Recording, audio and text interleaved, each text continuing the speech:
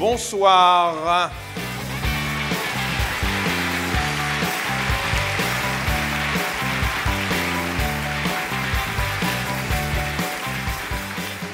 Non, ce n'est pas un spectacle humoristique, contrairement. Là, c'est des résumés que vous avez vus. Bonsoir, je suis très très heureux de revenir à Bordeaux parce que c'est à Bordeaux que tout a commencé, il y a 2 ans. Il y en a qui étaient là il y a 2 ans déjà? Est-ce qu'il y en a qui étaient dehors il y a 2 ans? Parce qu'il y a 2 ans, quand on a commencé ce Tour de France des conférences, on en est à la 18e ce soir, on n'était pas dans cette salle, dans une salle où il devait y avoir 400 ou 500 personnes, et il y en avait 400 ou 500 dehors, et j'étais venu m'excuser auprès d'eux parce qu'on n'avait pas pu faire rentrer tout le monde. Et c'était, je vous le dis, le début de ce Tour de France. Et dans toutes les villes, ça s'est passé de la même façon. Vous nous avez donné le là, on s'est dit, oh là là, il y a 400-500 personnes dehors, il faut qu'on prenne peut-être une salle de 600 personnes dans la ville suivante, il y en avait 300 ou 400 dehors. Et à chaque fois, c'est monté comme ça. C'est pour ça que ce soir, nous avons choisi la salle Femina, ce théâtre pour vous recevoir, pour éviter que des gens soient dehors. La salle est pleine à craquer, il n'y a personne dehors. Voilà. Et je suis très, très heureux. Alors, avant d'aborder le thème de cette conférence, le bien vieillir, juste un mot sur ce Tour de France qui me permet, moi, d'avoir un contact direct avec vous. Peut-être que parmi vous, il y en a un ou deux qui regardent le magazine de la santé.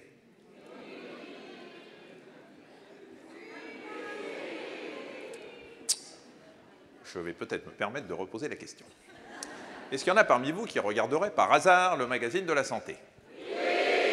Eh bien voilà, cette émission que je présente avec Marina Carambeu.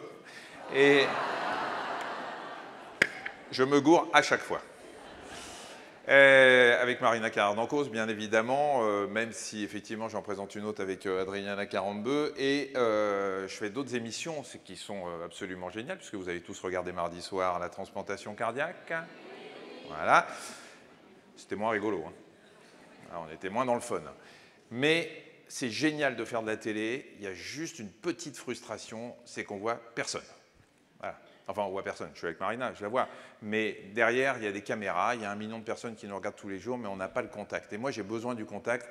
Et c'est pour ça que je suis très, très content de vous voir en chair et en os ici. Ces conférences, elles ont un but, c'est bien sûr de vous expliquer des choses qui pourraient vous servir pour votre santé quotidienne. On a des thématiques différentes. On avait fait le sommeil ici il y a 2 ans. Aujourd'hui, on va parler du bien vieillir. Et à chaque fois, on le fait dans une ambiance qui est très conviviale. Bonjour mademoiselle, c'est votre numéro de téléphone, c'est quoi hein? Voilà. Vous êtes très aimable, merci. C'est ma mère, il faut que j'appelle ma mère. Et ces conférences, vous en êtes rendu compte ce soir, elles sont gratuites. Si quelqu'un vous a demandé de payer un billet, vous me le dites tout de suite. Hein, vous êtes rentré gratuitement. Mais pour que ce soit gratuit, toutes ces conférences, eh bien, il faut bien que quelqu'un paye. Donc nous sommes, bien évidemment, et on va en parler tout de suite, en partenariat avec la ville de Bordeaux, mais nous sommes aussi en partenariat avec la Mutuelle Générale et avec d'autres partenaires, dont Alain Flelou, dont je vous parlerai tout à l'heure. Pour l'instant, je voudrais dire un grand merci à la ville de Bordeaux et demander à son maire, M. Alain Juppé, de bien vouloir monter sur scène.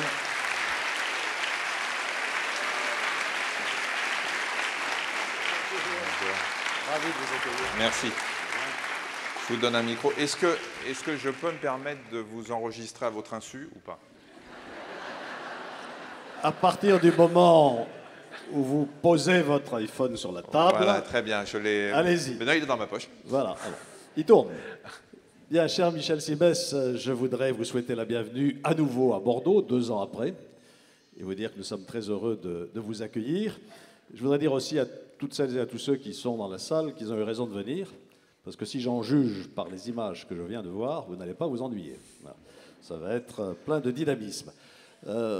Pour moi, ce qui se passe ici est très important parce que Bordeaux, cher Michel Simès, est une ville jeune, mais c'est aussi une ville qui vieillit. Nous avons beaucoup de seniors Et ça va continuer, puisque, vous me corrigerez si mes chiffres ne sont pas justes, mais à 60 ans aujourd'hui, quand on est une femme, on a 26 ans devant soi, et quand on est un homme, 21 ans. De temps en temps, je vais porter des bouquets de fleurs à des centenaires dans Bordeaux. Il y a quelques années, c'était des cas d'espèce. Aujourd'hui, je crois qu'il y en a 6 000 en France. Dans quelques décennies, il y en aura 150 000. Voilà. Donc la vie va s'allonger. Il faut que ce soit une chance et non pas une épreuve. Et pour cela, il faut bien vieillir. Et on va bien vieillir grâce à vous. Hein. On va essayer. Donc on va écouter vos conseils. J'en ai déjà entendu quelques-uns, que je vais essayer de mettre en application. Vous me direz lesquels? Et puis, vie privée. Voilà. Et puis, je voudrais vous dire aussi que Bordeaux est la deuxième ville de France où il fait le meilleur prendre sa retraite, si j'en crois quelques grands hebdomadaires nationaux. Je me demande bien qui est la première, d'ailleurs. Enfin, on cherche, n'est-ce pas, Véronique? Et puis, je me suis fixé un objectif aussi, c'est d'adhérer au réseau des villes amies des aînés. Et pour ça, j'ai besoin de vos conseils aussi. Donc voilà. Je ne vais pas pouvoir vous écouter ce soir. Vous avez peut-être entendu parler d'élections municipales dans les jours qui viennent. On n'en parle pas beaucoup en ce moment. Vous n'en parlez pas beaucoup. Moi, je vais aller en parler à côté, donc c'est pour ça que je ne vais pas pouvoir rester parmi vous. Mais dites-vous bien que tout me sera répété. Tout est enregistré. Voilà. Donc je vous souhaite une très belle soirée et je vous remercie à nouveau de votre venue. Merci, monsieur l'invité.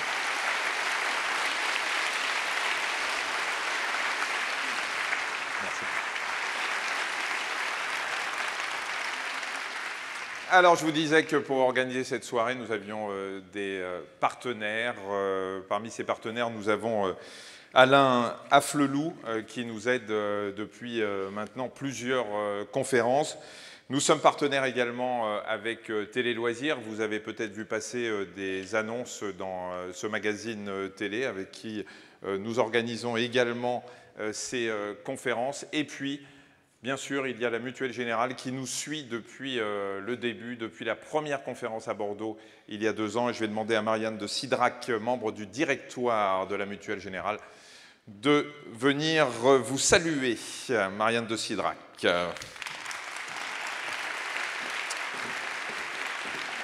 C'est pas facile de passer après Alain Juppé. Non, c'est pas très facile de passer après. Tirez pas trop sur le fil, Marianne. Pardon. Je vous en prie. Oui, donc je représente ce soir la Mutuelle Générale, accompagnée d'Hervé Léopold Voignier qui est dans la salle. Nous sommes la 3e mutuelle française et nous avons le souci constant d'accompagner chacun de vous, chacun de nos adhérents, tout au long de leur vie, pour les aider à garder la meilleure santé possible le plus longtemps possible. C'est pourquoi, tout naturellement, nous sommes devenus, il y a maintenant un peu plus de 3 ans, le partenaire principal du Club Santé Débat, l'initiative de Michel Simès correspondant tout à fait à ce qu'on souhaitait également faire pour accompagner donc, tous nos adhérents. Voilà, donc le thème de ce soir, effectivement, nous concerne tous. Donc j'espère que vous trouverez les réponses aux questions que vous vous posez. Et je vous souhaite une excellente soirée. Merci, Marianne.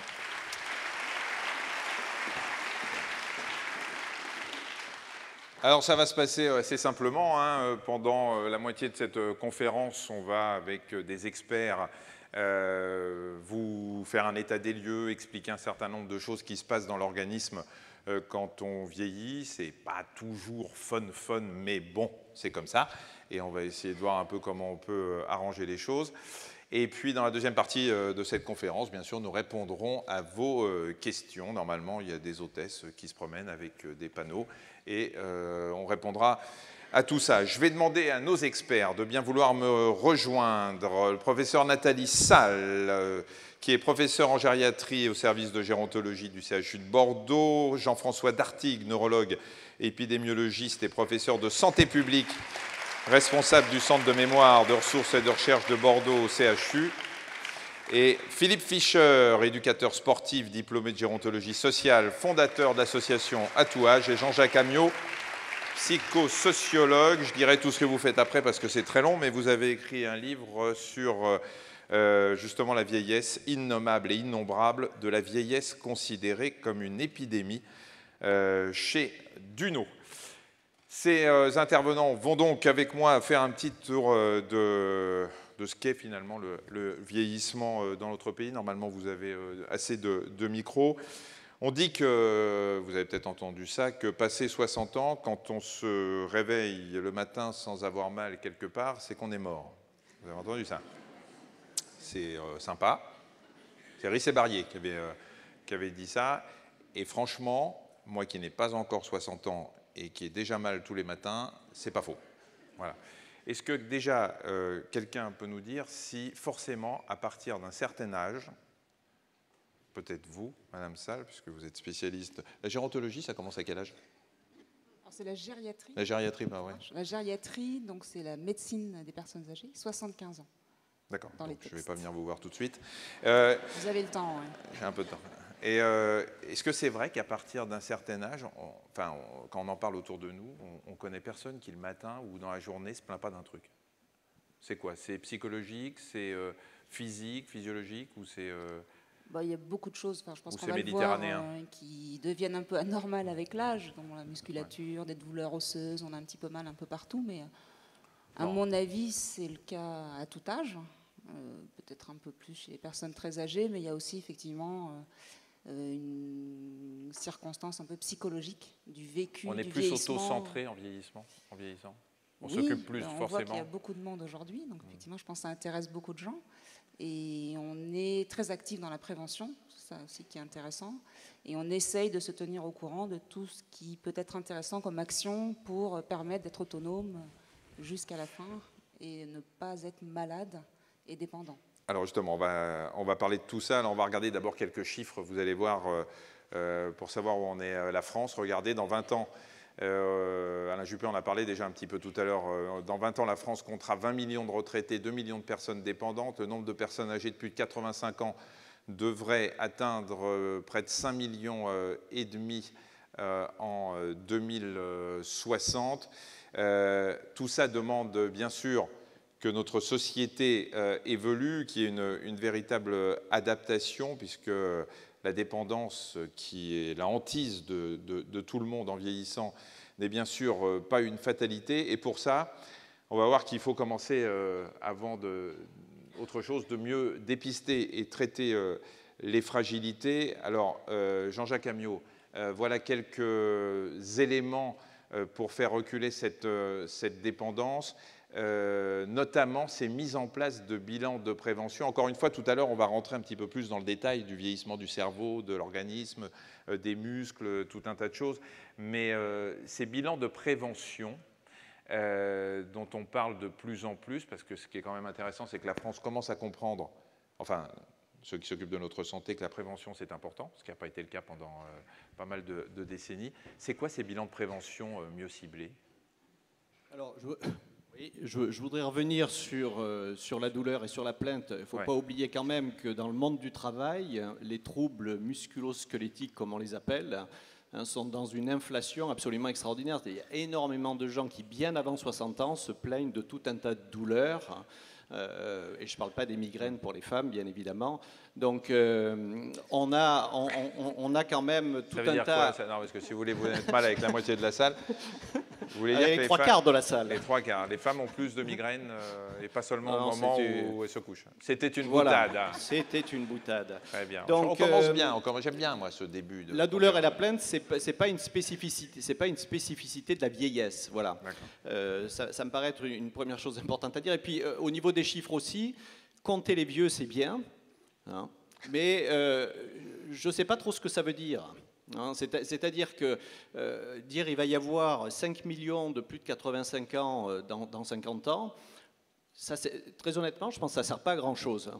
Ça ne sert pas à grand-chose parce qu'on ne sait pas dans quelles conditions on vivra, quel sera le niveau de vie, dans quel état de santé seront ces personnes.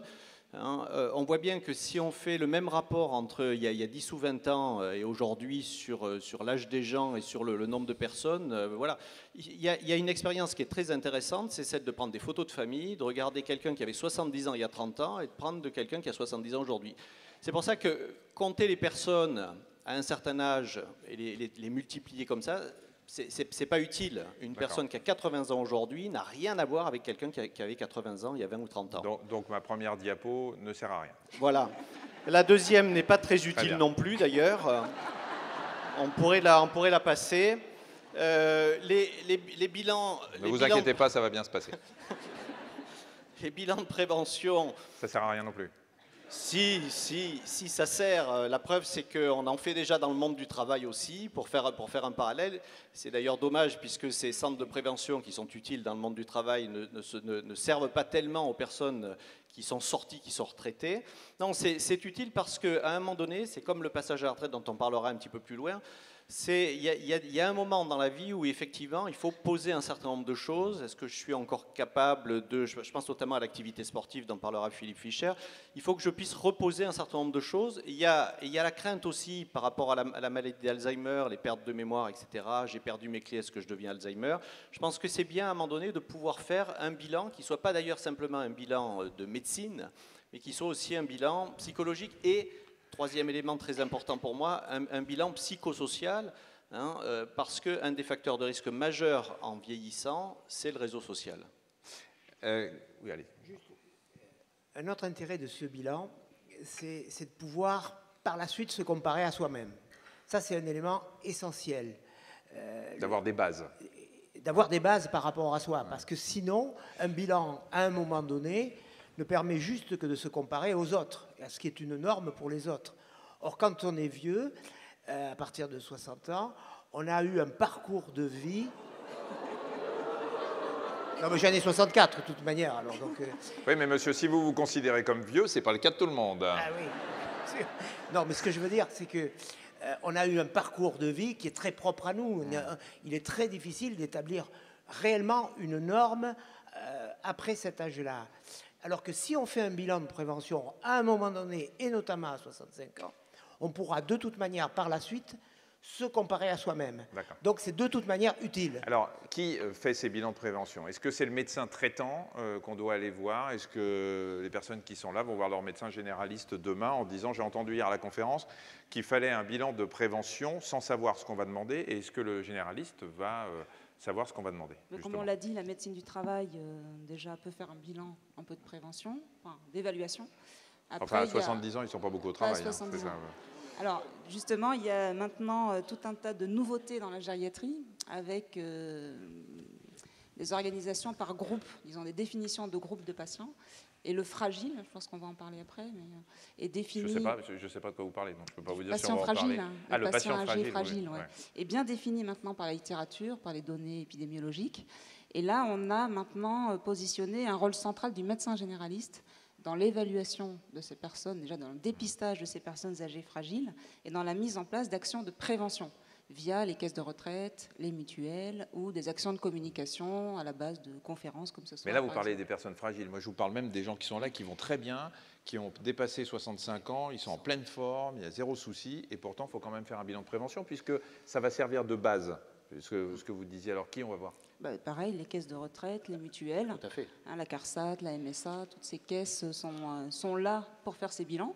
Ouais. Et puis après, c'est toutes les campagnes à base de conférences que fait aussi la ville de Bordeaux, la mairie, le CCAS de la ville de Bordeaux. Mais les conférences, c'est un truc général. Enfin, je ne vais pas faire un bilan de prévention à 1000 personnes. En fait, il y a des associations d'éducation, de prévention qui ont des programmes de conférences par ville. Mais excusez-moi de reposer la question, mais c'est quand même plus simple parce que le premier interlocuteur de tout le monde, c'est le médecin généraliste quand même.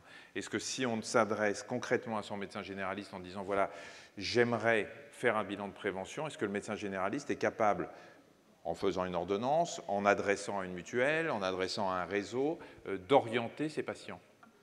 Théoriquement, oui. Oui, il devrait être au courant de ça.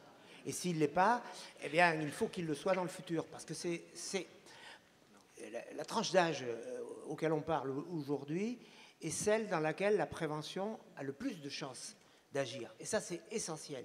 Autant on est mauvais en prévention chez les jeunes. Ouais. On est très mauvais en prévention chez les jeunes. Parce qu'on leur demande, par exemple, d'arrêter de fumer pour une maladie qui va arriver 50 ans plus tard. Attendez, ils disent dans 50 ans, je serai peut-être plus là, ou peu importe. Tandis que chez les personnes de plus de 60 ans, le bénéfice, il est quasi immédiat ou en tout cas à court terme. Donc, ils devraient le savoir. Oui, il existe des centres de prévention pour les petits jeunes qui ont entre 60 et 70 ans. C'est ce qu'on appelle les centres de prévention ARCO-AGIR, c'est-à-dire des caisses de retraite qui sont disséminées sur toute la France et qui font les évaluations dont on est en train de parler avec des médecins, des psychologues. Ça existe. Alors, parmi la prévention, quand on a dépassé un certain âge, je vais éviter de dire 60 ans, parce que je vais me faire insulter par tout le monde, j'ai bien compris que ça ne vous plaisait pas, certain âge, ça va, comme ça tout le monde se sent concerné. Il y a la prévention des chutes, et le problème, c'est un des éléments, mais les domiciles qui sont devenus très dangereux pour les personnes qui ont moins de mobilité, qui ont moins d'équilibre, qui vont moins avoir de réflexes pour se rattraper. C'est quelque chose dont on parle depuis des dizaines d'années. Est-ce que quelque chose est fait vraiment pour aider les gens qui n'ont pas forcément tous les moyens pour rendre leur domicile viable quand on n'a plus complètement ces moyens? Qui veut répondre? Par rapport à l'action de la gériatrie, disons, il y a une action multidisciplinaire avec des passages d'ergothérapeutes en visite à domicile pour essayer d'évaluer effectivement la dangerosité du domicile pour la personne âgée et qui va mettre en place des aides financières pour aménager le domicile. Il ne faut pas être pressé. C'est très long. Il y a des dossiers qui peuvent faut pas attendre 20 ans parce qu'à cet âge-là, avant d'avoir l'argent pour faire aménager, par exemple, une salle de bain. Mais on a des aides après pour l'aménagement? On peut avoir des aides de la caisse de retraite aussi ou de la mutuelle, mais ce n'est pas très élevé. Après, on peut avoir des aides par l'Association nationale d'aménagement du domicile, par exemple, ou de l'habitat. Je pense aussi, puisqu'on parle de... Ouais, c'est bon, ça va. Par rapport au thème au départ, la prévention, effectivement, là, quand on parle d'aménagement de l'habitat, c'est déjà que quelque chose s'est passé, ou que c'est en train de se passer. L'intérêt est aujourd'hui... Pourquoi justement, on n'est pas dans la prévention si on attend que quelque chose se passe? Tout le monde devrait pouvoir avoir une vague idée de la façon d'enlever, qu'il faut peut-être enlever un tapis, dans la salle de bain, il ne faut pas un truc glissant, etc. Pourquoi attendre que quelque chose se passe pour... c'est plus de la prévention, c'est de la prévention secondaire. Tout à fait. Alors, je pense qu'il y a plusieurs manières de développer ça. D'abord, l'émission qu'on fait aujourd'hui, par exemple, parce que... C'est pas une émission, ça vous a pas échappé. Hein. Non, mais enfin, bon, c'est quand même enregistré. Dès que j'arrive quelque part, il pense qu'il y a des caméras partout. Cela dit, il y en a là. Mais non, mais faire passer déjà le message à une quantité suffisante de personnes fait qu'il y a une masse critique de gens qui vont être capables de faire évoluer les choses. Et puis, moi, je peux vous le dire, parce que je suis conseiller municipal et je suis déjà réélu puisque nous sommes liste unique. Donc je peux conseiller municipal de quoi? De Bordeaux? De Carcarme, d'une ville, juste un village. Non, parce que je croyais que vous parliez de Bordeaux, j'étais inquiet. Si vous étiez déjà... Non, pas de Bordeaux. Que vous étiez la liste unique, j'aurais appelé M. Juppé tout de suite. C'est bien pour ça que je le dis. Mais ça a été une volonté, par exemple, de ma commune, de développer un habitat HLM en particulier, vraiment adapté aux personnes âgées, à l'intérieur d'un lotissement HLM, d'ailleurs pas spécifiquement fait pour les vieux, mais également pour tout. Et vraiment, on a eu cette volonté avec l'Office HLM qui a travaillé avec nous, pour justement faire des logements très adaptés pour éviter les chutes. Donc il est possible que les collectivités territoriales aient aussi leur rôle là-dedans. C'est une affaire de tout le monde. D'accord. Alors, on va avancer et je vais vous casser le moral un peu. On va parler de ce qui se passe quand on vieillit. Vous allez voir. Alors, quelques événements joyeux. Quand on vieillit, on a donc une fonte de la force et de la masse musculaire. Vous voyez que ça peut aller jusqu'à 40%. Vous avez l'os qui part en vrille également, c'est l'ostéoporose. Je ne vous parle pas des articulations et des petits tassements qui vont avec. Le cerveau, comment dire, c'est pas top non plus. Les gestes et les réflexes sont moins précis, plus lents, mais vous avez dû vous en rendre compte, et moi aussi, je n'ai pas dépassé la soixantaine, mais je commence à ralentir également, quoique. La mémoire, on ne sait même plus comment ça s'écrit au bout d'un moment. Bon, alors une fois que tout ça est dit, on voit moins, surtout de près, parfois de loin également. on n'entend plus grand-chose. Pour enfoncer le clou, on vous rappelle que ce sont deux sens qui sont très importants dans l'équilibre, parce que en fait, l'équilibre, c'est bien sûr tout un tas de choses dont on va parler, mais l'orientation dans l'espace grâce à l'oreille et au son, même si c'est de façon inconsciente, et bien sûr le repère visuel. Et on vous a mis, mais alors comme ça, le cœur, le poumon, les bronches, enfin il y a tout qui part en machin, et voilà. Alors, l'idée, c'est de se dire, pour pas que vous repartiez complètement dépressif, est-ce qu'il y a quelque chose à faire pour contrer ce vieillissement ou le ralentir? Eh bien oui. Et vous allez voir, on va commencer par l'alimentation. Parce que c'est vrai qu'en vieillissant, j'ai oublié de rajouter ça, mais on prend du poids. Hein? Vous savez qu'on profite beaucoup plus de ce qu'on mange, et pourtant, on a moins d'appétit. Et c'est vrai que, regardez, le surpoids, la tendance au surpoids ou à l'obésité, en 1990, 31% de la population seulement, 44% de la population prévue en 2019 qui sera en surcharge pondérale. Et je ne parle pas du fameux syndrome du boulanger. Vous connaissez le syndrome du boulanger? Oh. Non, vous connaissez? C'est chez les hommes. Quand il y a la brioche qui tombe sur la baguette. Vous connaissez pas? Je sais pas. Je crois, hein? Ah. Je vais peut-être voir si je ne peux pas faire des salles avec Dieudonné, peut-être un peu, pour faire marrer la salle. Hein. Alors, ce problème du surpoids chez les personnes âgées. Alors, j'aimerais bien qu'on parle, je sais que vous êtes gériatre, mais pas que du 85, 90 ans, mais, parce que là, il y a des problèmes d'appétit, de salivation, de tout un tas de choses. Mais ce problème de surpoids, en fait, les conséquences du vieillissement, déjà sur l'alimentation, c'est quoi? Il n'y a aucune conséquence du vieillissement. Très bien. Alors, je vais poser la question suivante. Juste un truc. Oui. Quand on vieillit, en fait, il n'y a pas grand-chose qui change dans le tube digestif, sauf qu'il est plus lent aussi, comme tout le reste, les muscles. Vous n'avez pas dit que les dents tombaient pour pas casser le moral de la salle, mais ça marche aussi. Je n'ai pas parlé de la bistouquette non plus. Je sais que tout est plus lent. Donc tout est plus lent et du coup, l'estomac se remplit et se vidange pas bien. Et donc on a une sorte de satiété, c'est-à-dire une perte d'envie de manger au milieu du repas. Voilà, il n'y a que ça qui se passe. Mais en fait, les personnes âgées doivent manger autant que leurs petits-enfants, contrairement aux idées reçues. Il faut qu'elles mangent beaucoup, aussi bien à 60, 70, 80 que 90 ans. Qu'est-ce qui fait qu'on a tendance aussi à avoir plus de surpoids parfois en vieillissant? Je ne parle pas des gens qui n'ont pas beaucoup d'appétit. En fait, on perd du muscle, effectivement, et on garde que du gras. Donc c'est le côté un peu négatif du vieillissement. Après, moi, franchement, en tant que gériatre, je n'ai pas affaire à des obèses ou à des patients qui ont du surpoids. Plutôt le contraire, des gens extrêmement dénutris et anorexiques. Oui, parce que vous êtes dans un service. C'est parce qu'ils viennent à l'hôpital, ils ne sont pas forcément... je vois les personnes aussi très âgées.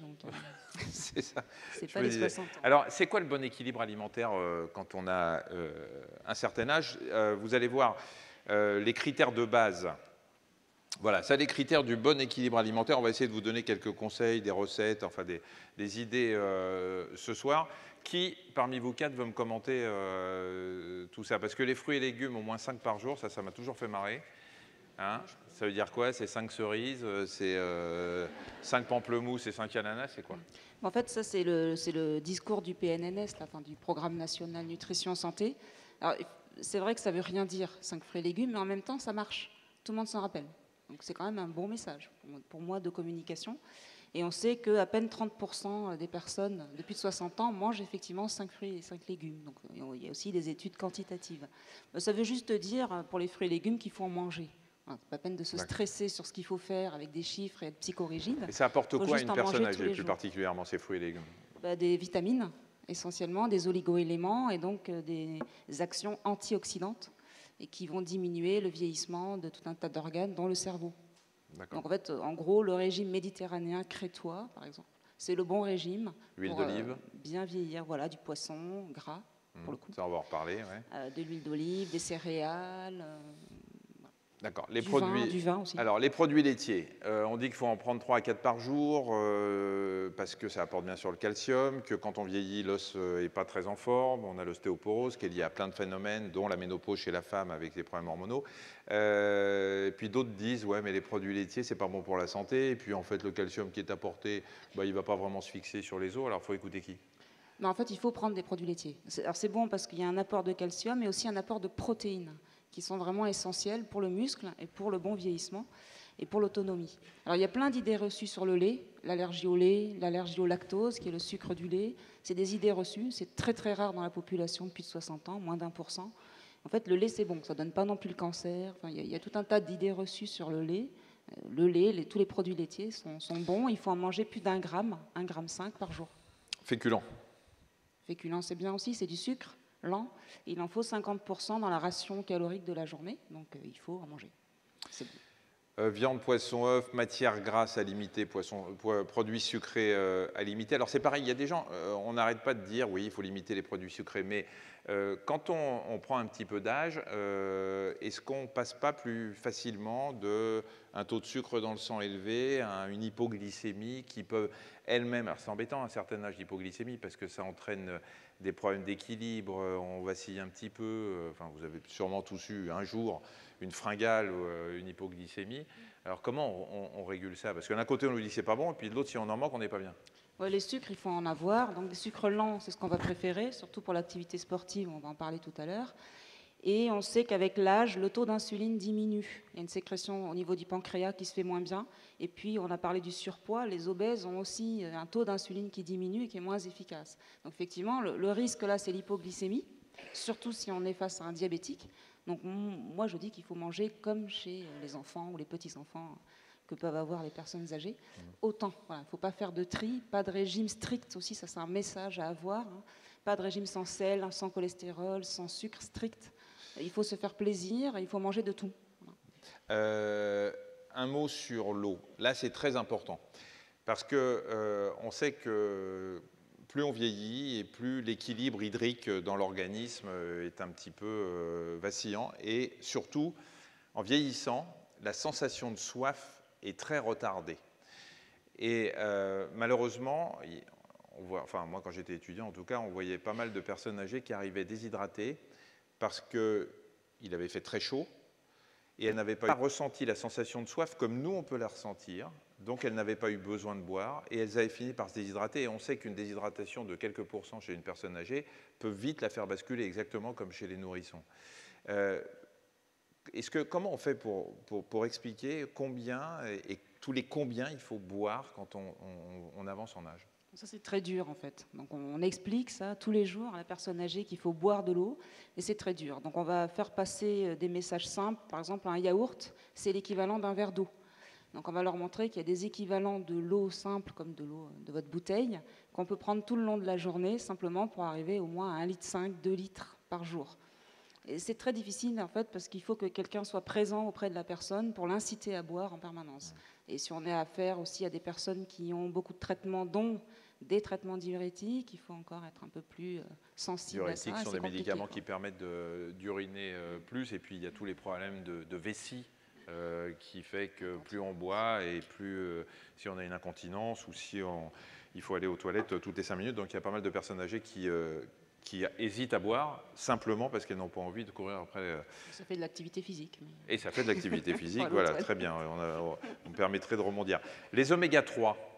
Les oméga 3, ça a été la grande mode à un moment.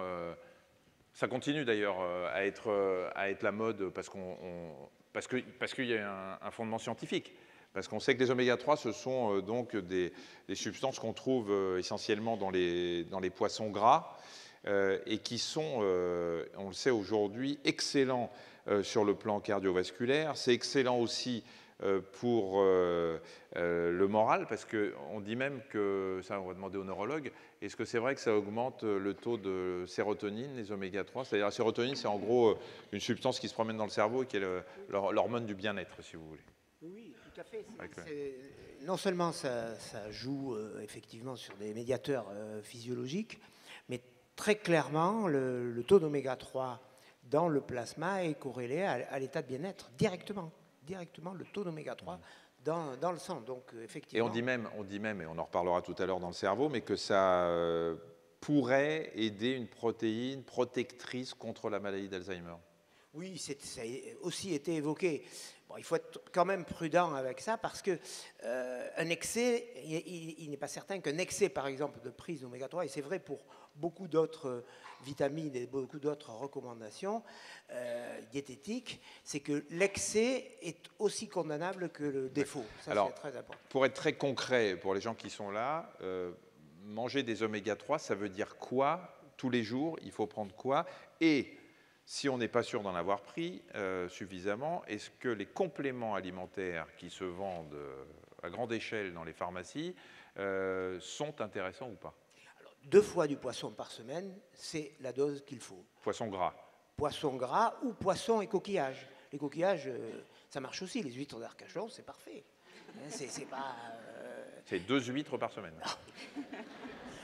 Disons 6 huîtres, plus après un poisson plutôt gras. Mais le poisson, déjà, une sole ou des poissons qu'on trouve sur les marchés facilement, suffisent. Et c'est 2 fois par semaine. D'accord. Je voudrais juste te dire que dans le mot oméga 3, enfin, il y a acide gras, c'est quand même du gras, quoi. Donc je suis assez d'accord pour dire qu'il ne faut pas en prendre trop. Il y a des recommandations maintenant internationales qui disent qu'il ne faut pas dépasser 3 grammes par jour. Donc effectivement, de prendre 2 repas enrichis en oméga 3, c'est bien, avec un peu de beurre enrichi en oméga 3. Mais si on en prend en excès, ça peut diminuer tout un tas de choses, dont les défenses immunitaires. Donc 2 poissons par semaine. Je sais qu'on n'est pas loin de l'Atlantique, là, mais est-ce que les poissons qui sont vendus dans les magasins de surgelés sont aussi bons, plein en oméga 3? Le fait qu'ils aient été surgelés ne fait pas disparaître les oméga 3? Non. Parce que souvent, ils sont un petit peu moins chers quand même que dans les poissonneries. Les surgelés, ça marche aussi. Oui, ça marche aussi. Complément alimentaire ou pas? C'est pas nécessaire si on suit. Alors, si on n'aime pas le poisson, évidemment, c'est plus ennuyeux, mais il y a aussi la possibilité, on le voit bien là sur la diapositive, de l'huile de colza. Voilà, par exemple. Alors, l'huile de colza, on dit aussi que faire sa vinaigrette en prenant par exemple 2 cuillères d'huile d'olive et 1 cuillère de colza pour alterner et rajouter les oméga 3, c'est très bien. Vous avez le goût de l'huile d'olive et en même temps, vous apportez les oméga 3 et vous voyez tout ce qui peut en contenir. Donc les oméga 3, à une époque, c'était à la grande mode, surtout que c'est David Servan-Schreiber qu'on avait beaucoup parlé à l'époque. On s'aperçoit aujourd'hui que c'est vraiment utile et qu'il faut essayer d'avoir un apport régulier en oméga 3 sans forcément en abuser. On va passer maintenant à un domaine cher à Philippe Fischer, je sais pas où je fais des jeux de mots comme ça. On va parler de l'activité physique. Alors, déjà, c'est intéressant parce que quand on n'a jamais fait de sport de sa vie et qu'on arrive vers 60, 70 et encore plus à 80 ans, on se dit j'en ai jamais fait, je ne vais pas commencer à en faire maintenant. D'abord, tous mes copains qui en font, ils sont cassés de partout. Ils ont mal aux genoux, ils se sont pétés toutes les articulations les unes après les autres, ils ont des sciatiques, ils ont des machins. Et puis en plus, à 70 ans, si je commence à faire du sport aujourd'hui ou une activité physique, qu'est-ce que ça va m'apporter? Alors, on va vous montrer, avant que vous nous expliquiez tout ça, un individu complètement sédentaire, c'est-à-dire celui que je viens de décrire, hein, qui ne fait du sport que devant l'équipe de France dans son canapé, peut gagner entre 1 année et demie à plus de 3 ans et demi d'espérance de vie en plus. Ça, c'est des chiffres, c'est scientifique, donc déjà, c'est pas mal. Ensuite, le danger de la sédentarité. Vous savez qu'il y a 2 tiers des Français qui sont sédentaires. C'est quand même un chiffre, mais c'est une catastrophe nationale. Il y a 2 tiers des Français qui ne se bougent pas. Facteur de risque, 4e facteur de risque de décès dans le monde. Et en médecine du sport, alors effectivement, on peut commencer à être un peu vieux à partir de 40 ans et 50 ans, 40 ans chez les hommes et 50 ans chez les femmes. Et on continue pour vous expliquer en quoi c'est bon pour la santé. Regardez tout ce que ça va vous améliorer. Après, on va vous expliquer c'est quoi l'activité physique.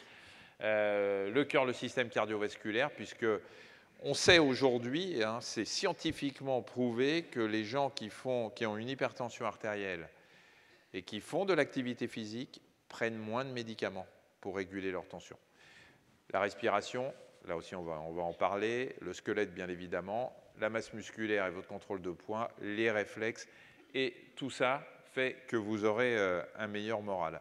Alors, Philippe Fischer, je rappelle que vous êtes éducateur sportif et diplômé de gérontologie sociale. Est-ce qu'aujourd'hui, on arrive à faire comprendre aux personnes qui n'ont pas fait de sport toute leur vie qu'à tout âge, ça peut servir à quelque chose?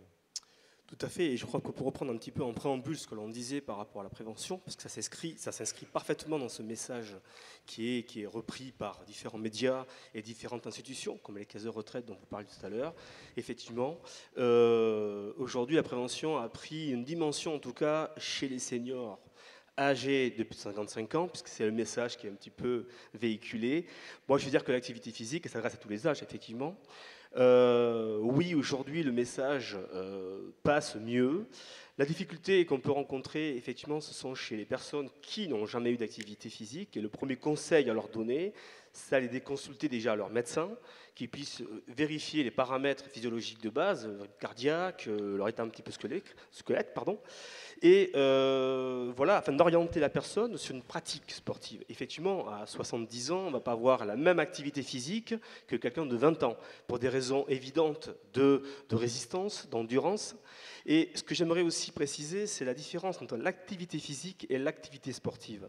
Ça, c'est un fondamental à respecter dans la mesure où l'activité sportive, d'ailleurs l'OMS la définit en tant que telle, en précisant que l'activité sportive est une activité avec derrière une connotation de performance, de compétition.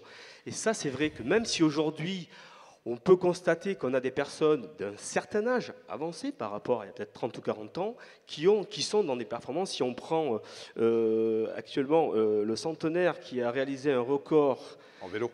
Vélo, tout à fait. D'ailleurs, ça fait réagir un peu la salle. Je pense que ça n'a pas échappé, effectivement, à un grand d'entre nous. Ça prouve quand même que quelqu'un qui a une activité professionnelle qui est quand même soutenue, qui a fait du vélo durant toute sa vie, on voit le résultat aujourd'hui, avec des paramètres physiologiques seulement qui lui sont propres, nous permettent de dire aujourd'hui que cette personne, effectivement, et ça ne sera pas la seule dans les années à venir, tout à l'heure, effectivement, M. Juppé parlait de 150 000 centenaires à l'horizon 2050, et effectivement, on peut le constater. J'interviens dans les maisons de retraite tous les jours, et je vois des centenaires de plus en plus fréquemment dans mes activités, avec des capacités cognitives et physiques assez correctes. Alors, qu'est-ce qu'il faut faire comme activité physique? Parce que l'idée, tout le monde n'a pas les moyens de s'inscrire dans une salle de gym, et puis ils n'ont pas forcément très envie. On ne peut pas avoir un coach chez soi forcément très facilement, hein, ça coûte un petit peu de sous. Alors, qu'est-ce qu'on fait? C'est quoi l'activité physique? L'activité physique de base, je veux dire que c'est la marche. La marche est une des meilleures activités physiques, d'abord sur le plan financier, elle ne coûte rien. C'est une activité qui va sur le plan physiologique permettre d'améliorer la circulation du sang, donc une meilleure oxygénation, un renforcement musculaire aussi naturel, donc on va se déplacer, donc pour se déplacer effectivement, de par la gravité, de par le déplacement, on va faire fonctionner ses articulations, ses tendons, ses muscles. Donc ça c'est la première des activités la plus naturelle et la plus facile à réaliser. Si prendre l'escalier plutôt que prendre l'ascenseur, c'est aller chercher son pain à pied plutôt que de prendre la voiture, voire le vélo. Enfin, il y a des choses simples. Descendre une station de bus avant. Par exemple, gagner 500 mètres tous les jours et effectivement se fixer des objectifs à sa portée et pas se dire demain matin je vais courir 5 km. Parce que pour des personnes qui débutent ou qui recommencent une activité physique après une interruption, voire après aucune activité physique, c'est là où c'est dangereux. Est-ce que c'est la grande mode, même si ce n'est pas forcément le public, mais c'est la grande mode des objets connectés. Vous savez, on parle beaucoup de ces objets que vous portez en bracelet, qui vont vous dire comment vous avez dormi, comment vous êtes retourné, à quel moment, etc. Des trucs qui n'ont pas forcément un grand intérêt sur le plan de la santé, mais il y a parmi eux des objets qui sont très faciles à utiliser, qui sont des podomètres, et qui vous donne le nombre de pas que vous avez fait dans la journée. Et d'ailleurs, l'OMS a recommandé, je crois, 10 000 pas par jour. Bon, on n'est pas obligé d'aller jusqu'à 10 000 pas par jour, mais l'idée, c'est d'avoir quelque chose qui vous dit où vous en êtes. Ce n'est pas de la performance, c'est juste un repère pour savoir si vous avez assez marché ou pas. Est-ce que c'est quelque chose qu'on peut recommander? On peut le recommander. Après, c'est un gadget. Bon, moi, je ne suis pas partisan de ce genre de support. Maintenant, on est dans une ère technologique qui fait qu'aujourd'hui, même si on ne le veut pas, on nous imprègne quand même via effectivement les sites différents, réseaux et sources d'informations. On nous amène à utiliser ce type d'appareil.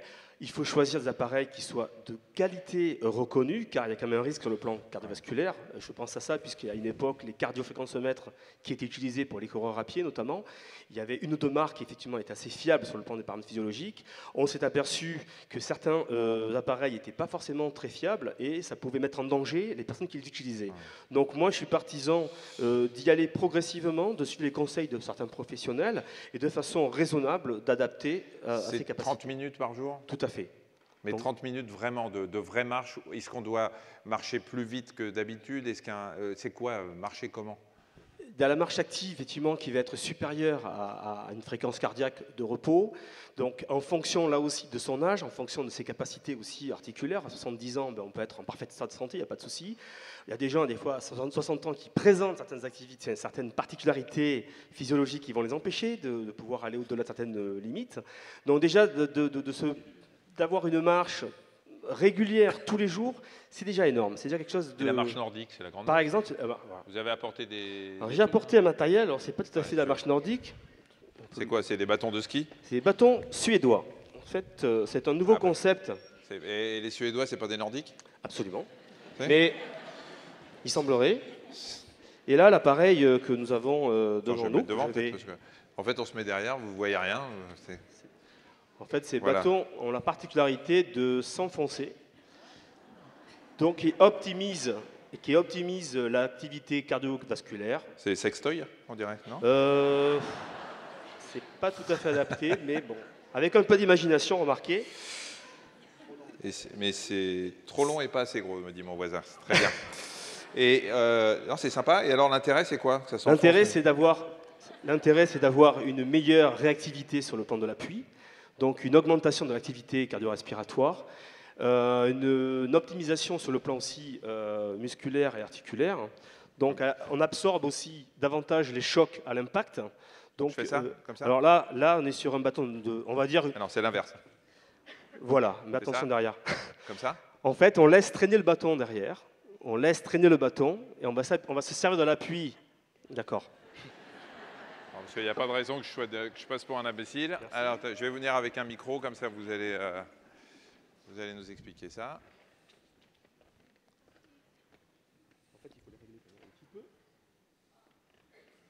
Faut les Donc, il y régler. a un petit réglage, parce que ça, ce sont des bâtons qui sont télescopiques, mais qu'on peut régler. Donc, on va adapter à la taille de la personne. Donc à la vôtre. Par exemple, c'est une bonne... D'accord. Voilà. Donc, simple d'utilisation. Donc, une dragonne ici pour avoir une meilleure tenue au niveau du poignet, ce qui permet à l'utilisateur de ne pas les perdre. C'est bon? Non? Merci. Parce que je sens que vous n'arrivez pas à tout faire en même temps. C'est un peu compliqué, là. C'est l'âge, hein? Sur le plan dextérité, voilà, il y a une perte cognitive, une perte motrice, d'où l'intérêt de ne pas arrêter l'activité physique. Merci beaucoup. Ah oui, vous êtes attaché. En fait, on est solidaire du bâton. C'est sadomaso, votre truc, hein? C'est un peu, non? Non, regardez, avec des gants, des machins. Vous allez mettre un loup? Je l'ai oublié ce soir. Donc voilà, le principe reste comme pour la marche nordique, effectivement. La différence près, c'est que ces bâtons donc, sont sur un principe d'amortisseur. Ce que expliqué, c'est qu'on a une meilleure résistance et un meilleur impact qui évite d'être retransmis dans les articulations. Donc là, si je me déplace, il faut que vous me suiviez. Oui, mais je vous suis. Voilà. Donc là, l'idée, c'est effectivement, il y a un confort supplémentaire par rapport à l'appui. Elle n'est pas trop loin, il y a des marches. Voilà. Il y a des marches. Voilà, de façon concrète et pragmatique. Attendez, refaites-le, parce que je vais pas. Attends, je vais le mettre de l'autre côté. Ah non, attendez, vous le faites au ralenti. Il faut que les gens comprennent bien. Donc, en gros, vous ne vous appuyez pas sur le bâton, vous le laissez traîner. Laisse traîner. Donc, il ne sert à rien. Il va servir à un moment donné. À quel moment? Au moment où vous tombez? Pas tout à fait. Parce que Là, je vois, franchement, non, c'est très sympa comme bâton. Je ne vois pas du tout à quoi il vous sert quand vous marchez. Parce que la marche nordique, normalement, vous appuyez sur le bâton, non plus. D'accord. Il y a des connaisseurs dans la salle, a priori. Bon, d'accord. Non, le bâton, en fait, dans la marche nordique, comme avec ces bâtons-là, on les laisse effectivement sur l'arrière. Et je me sers de l'appui qui Ah, d'accord. se réalise lorsque je vais appuyer mon bâton, et l'énergie va être restituée. Donc, m'aide à me propulser davantage. D'accord. Et ça C'est se le trouve, principe. et on le trouve où, ça? Alors ça, on va le trouver sur des sites, donc Bungee Pump, hein, c'est un site qu'on peut trouver trouver sur Internet. Donc vous n'êtes pas actionnaire. Je ne suis pas actionnaire, Non, parce je que- fais juste un petit peu de com sur le produit. Non, mais cela dit, c'est pas mal. Hein. Et Alors- ça coûte combien, ça? Une soixantaine d'euros. Les deux? Oui. D'accord. On fait une promotion en ce moment. Non, c'est mieux. Non, en fait, Et on est obligé d'en avoir deux. Le concept, c'est d'avoir un aspect aussi un peu fitness, donc de travailler sur le renforcement musculaire et pas uniquement à la marche. Donc on peut servir des bâtons aussi pour travailler différents exercices de renforcement, qu'on soit en plein air. Justement, c'est aussi l'intérêt de travailler en plein air, puisqu'on a des personnes qui effectivement ne supportent pas d'être en salle. Donc là, on a un concept, on a un produit qui permet effectivement de pratiquer une activité physique qui répond à tous les âges C'est pas mal. et à toutes les tailles. Vous mettez un truc au bout, vous jouez au golf.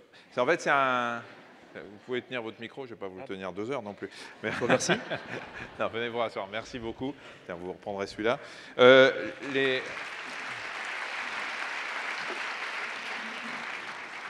Donc ça, d'accord. Et les bâtons de marche nordique normaux, c'est bien aussi? C'est aussi valable, et bien sûr, il n'y a pas de souci. Ça, c'est notre concept, c'est quelque chose qui peut correspondre à certains types à certains profils de public.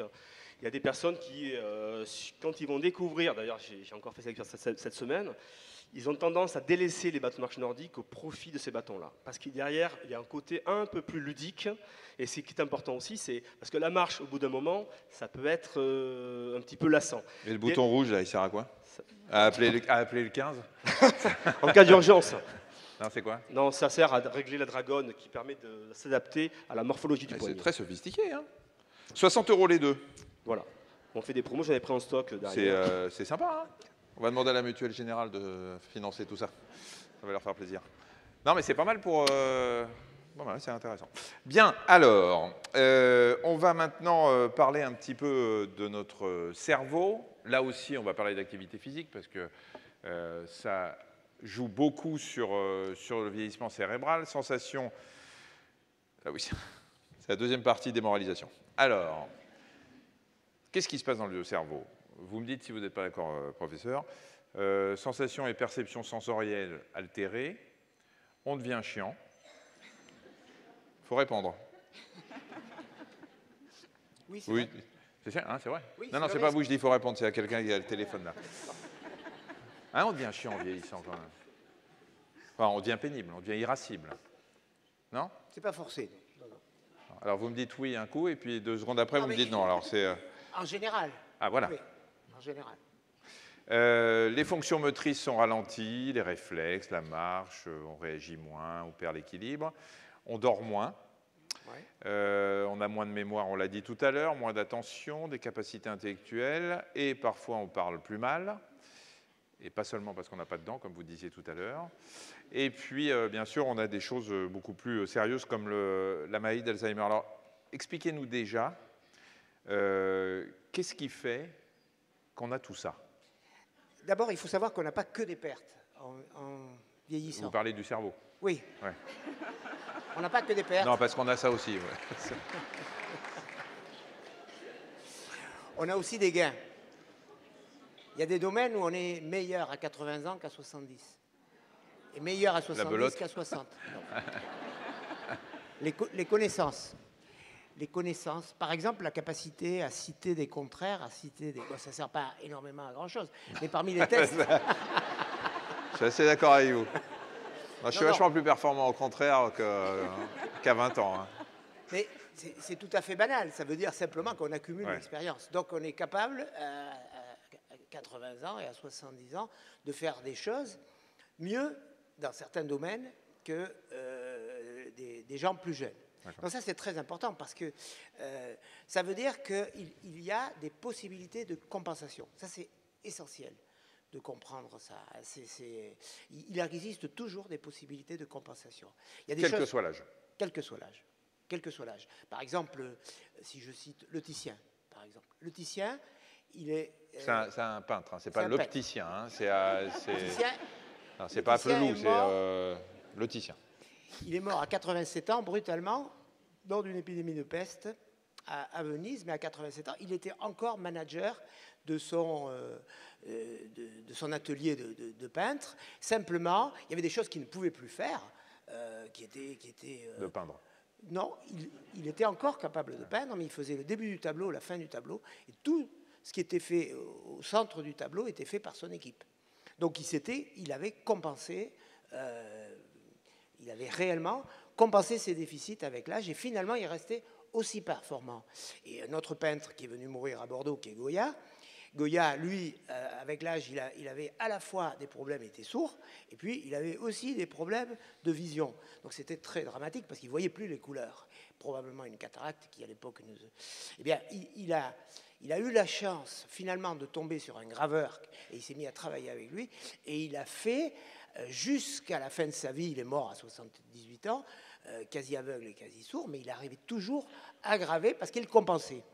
Il avait gardé un certain nombre de choses où il était même devenu meilleur, parce qu'il était meilleur en gravure à 80 ans. Et alors, comment on compense? Par exemple, si on prend la mémoire, qui inquiète tout le monde, on dit que... Alors, il y en a qui disent la mémoire, c'est comme un muscle, ça se travaille, il faut la travailler, comme ça on perdra moins de mémoire et moins de neurones. Et il y en a d'autres qui disent c'est pas vrai, c'est pas un muscle. Et puis surtout, on n'arrête pas de dire que... travailler sa mémoire, par exemple, vous êtes sûrement un certain nombre à faire des sudoku, à faire des mots croisés, à faire tout un tas de jeux comme ça en vous disant ça me fait travailler le cerveau, ça va être bon pour ma mémoire. Et en fait, ça sert à rien. C'est-à-dire que si vous travaillez tous les jours le sudoku en vous disant je bosse ma mémoire, vous bossez votre mémoire du sudoku. Oui. Et rien d'autre. Vous serez bon en mots croisés si vous bossez le mot croisé, et vous ne serez pas bon en sudoku ou vous ne vous souviendrez pas de choses plus importantes. C'est vrai ou pas?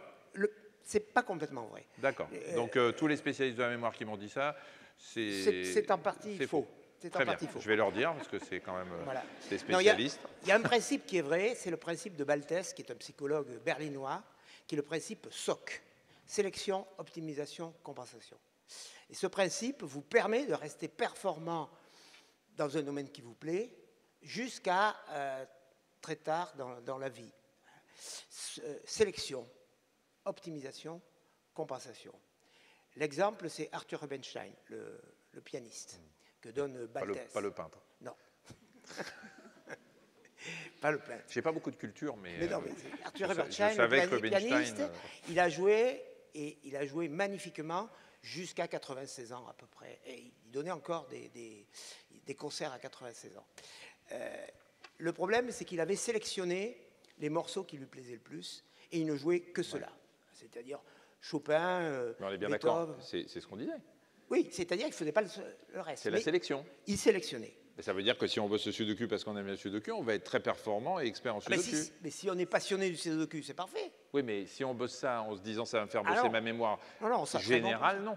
Oui, mais Rubinstein, ça lui permettait de rester un grand artiste et d'être invité encore partout. Et donc c'était ça qu'il recherchait, plus que finalement continuer à jouer. Optimisation, il s'entraînait autant que quand il était jeune. Et compensation, il introduisait, parce que ça, il ne pouvait pas évidemment garder sa dextérité de gestualité, mais il introduisait dans les morceaux des ritardamento, c'est-à-dire que les morceaux lents, il les jouait plus lentement que normalement, ce qui fait que le changement de rythme pour les personnes qui écoutaient était le même. D'accord. Et donc, finalement, bien sûr, on voyait sa manière de jouer avait changé, mais c'était pratiquement aussi beau. Donc, il avait appliqué ce système de sélection, optimisation, compensation. SOC de Baltes.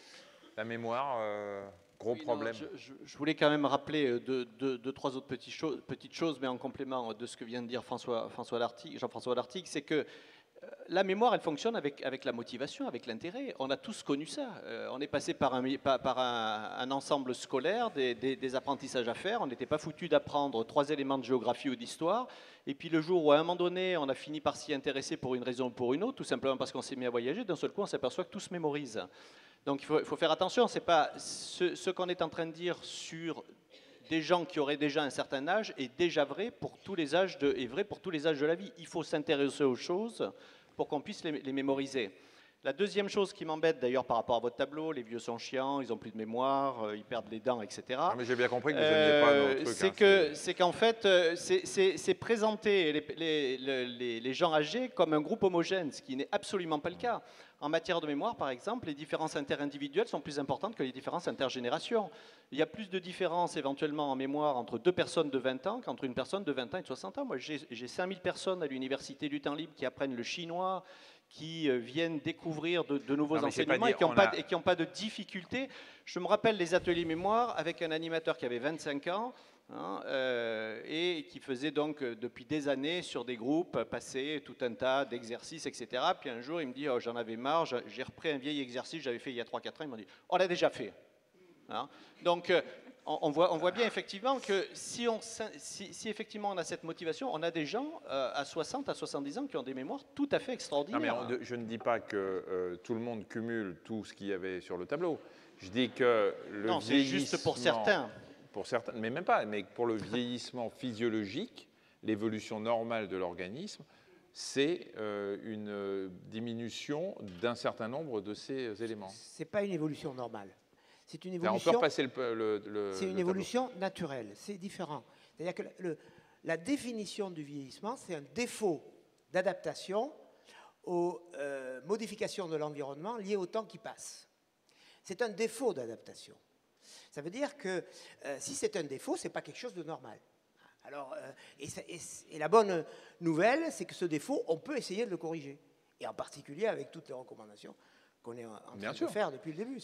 Mais c'est l'évolution, les manifestements du vieillissement sont bien celles-là. Enfin, on ne va pas jouer sur les mots, mais alors c'est normal, naturel, tout ce que vous voulez, mais si on laisse les choses évoluer naturellement sans rien faire, on arrive à ce tableau.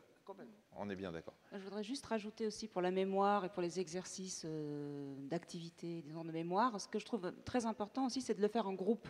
Par exemple, venir en cours à l'Université du temps libre, en groupe, et qu'il y ait là une stimulation aussi sociale et intergénérationnelle, pourquoi pas, mais même dans la même génération. Et venir en à groupe, pied. C'est-à-dire faire du sudoku à 10, quoi. Et pas à tout pied. seul dans son salon. Ouais, tout à fait, venir à pied, bien sûr. Oui, voilà, c'est qu'une activité va entraîner une autre, donc c'est totalement cohérent. Et c'est aussi l'objectif. Alors, on voulait parler un petit peu de ce côté psychosocial. Je crois que les gens qui viennent aussi vers l'activité physique, c'est motivé aussi par un besoin de reconnaissance à nouveau et puis d'appartenance, encore une fois. Et dans les cours qu'on peut avoir, que ce soit à l'OREI, temps libre, ou dans notre association, d'autres clubs, la première des motivations, c'est pour retrouver un groupe, pour effectivement partager une activité, que ce soit mémoire ou physique. Alors justement, on peut vous parler d'activité physique. Regardez, les gens ne savent pas bien ça, que l'activité physique oxygène mieux le cerveau, qui va être plus irrigué. Or, les neurones, ils ont besoin de sang. Ils ont besoin de nutriments, ils ont besoin qu'on les nourrisse, les neurones, parce que sinon, ils ne sont pas nourris, ils meurent et ils sont moins efficaces. L'atrophie du cerveau, c'est-à-dire le rétrécissement, qui lui aussi est malheureusement un peu naturel, du cerveau, et le sérotonine et les endorphines, ce sont des neuromédiateurs, des substances qui permettent au message de passer entre les différents neurones et de déclencher les influx nerveux. Est-ce que c'est chiffré, ce que 30 minutes d'activité physique tous les jours peut apporter au cerveau en termes d'oxygène en plus? Oui, oui. Non, c'est très bien chiffré, en particulier sur le plan cardiovasculaire. On sait très très bien à quoi correspondent 30 minutes d'activité. Et on sait aussi de combien ça diminue le risque de pathologies cardiovasculaires ou de pathologies neurodégénératives, par exemple. Ça, c'est plus mystérieux. Et sur le plan respiratoire, vous disiez aussi. Respiratoire aussi, ouais. On sait que 30 minutes de marche active, ça améliore la capacité respiratoire de tant de pourcents. Enfin, j'ai pas les chiffres en tête, mais effectivement, ça c'est chiffré. Donc, on voit que c'est bon pour tout. Alors, bien évidemment, quand on parle de mémoire, on pense tout de suite Alzheimer. C'est la grande inquiétude, pas seulement quand on a 70 ou 80 ans, même quand on est plus jeune, dès qu'on a des trous de mémoire. La mémoire, l'évolution... je vais dire naturel de la mémoire, c'est d'oublier de plus en plus ce qui ne nous intéresse pas, comme on disait tout à l'heure, professeur Stig. À la limite, la mémoire n'est pas le plus gênant dans la maladie d'Alzheimer. Bien sûr, c'est gênant, mais s'il n'y avait que la mémoire... Ah, mais on va parler de la maladie d'Alzheimer après. Là, pour l'instant, le vieillissement physiologique de la mémoire. Le vieillissement physiologique, c'est qu'on est globalement moins rapide et on fait moins attention. C'est physiologique, effectivement. on est moins rapide dans nos actions, on fait moins attention, on est moins capable, par exemple, de faire plusieurs choses à la fois.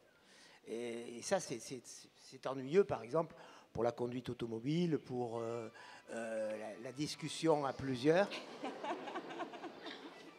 Donnez, je vais répondre. Allez, vous l'avez trouvée où, la sonnerie? Non, mais je vous en prie, madame. Mais elle est sympa, la sonnerie.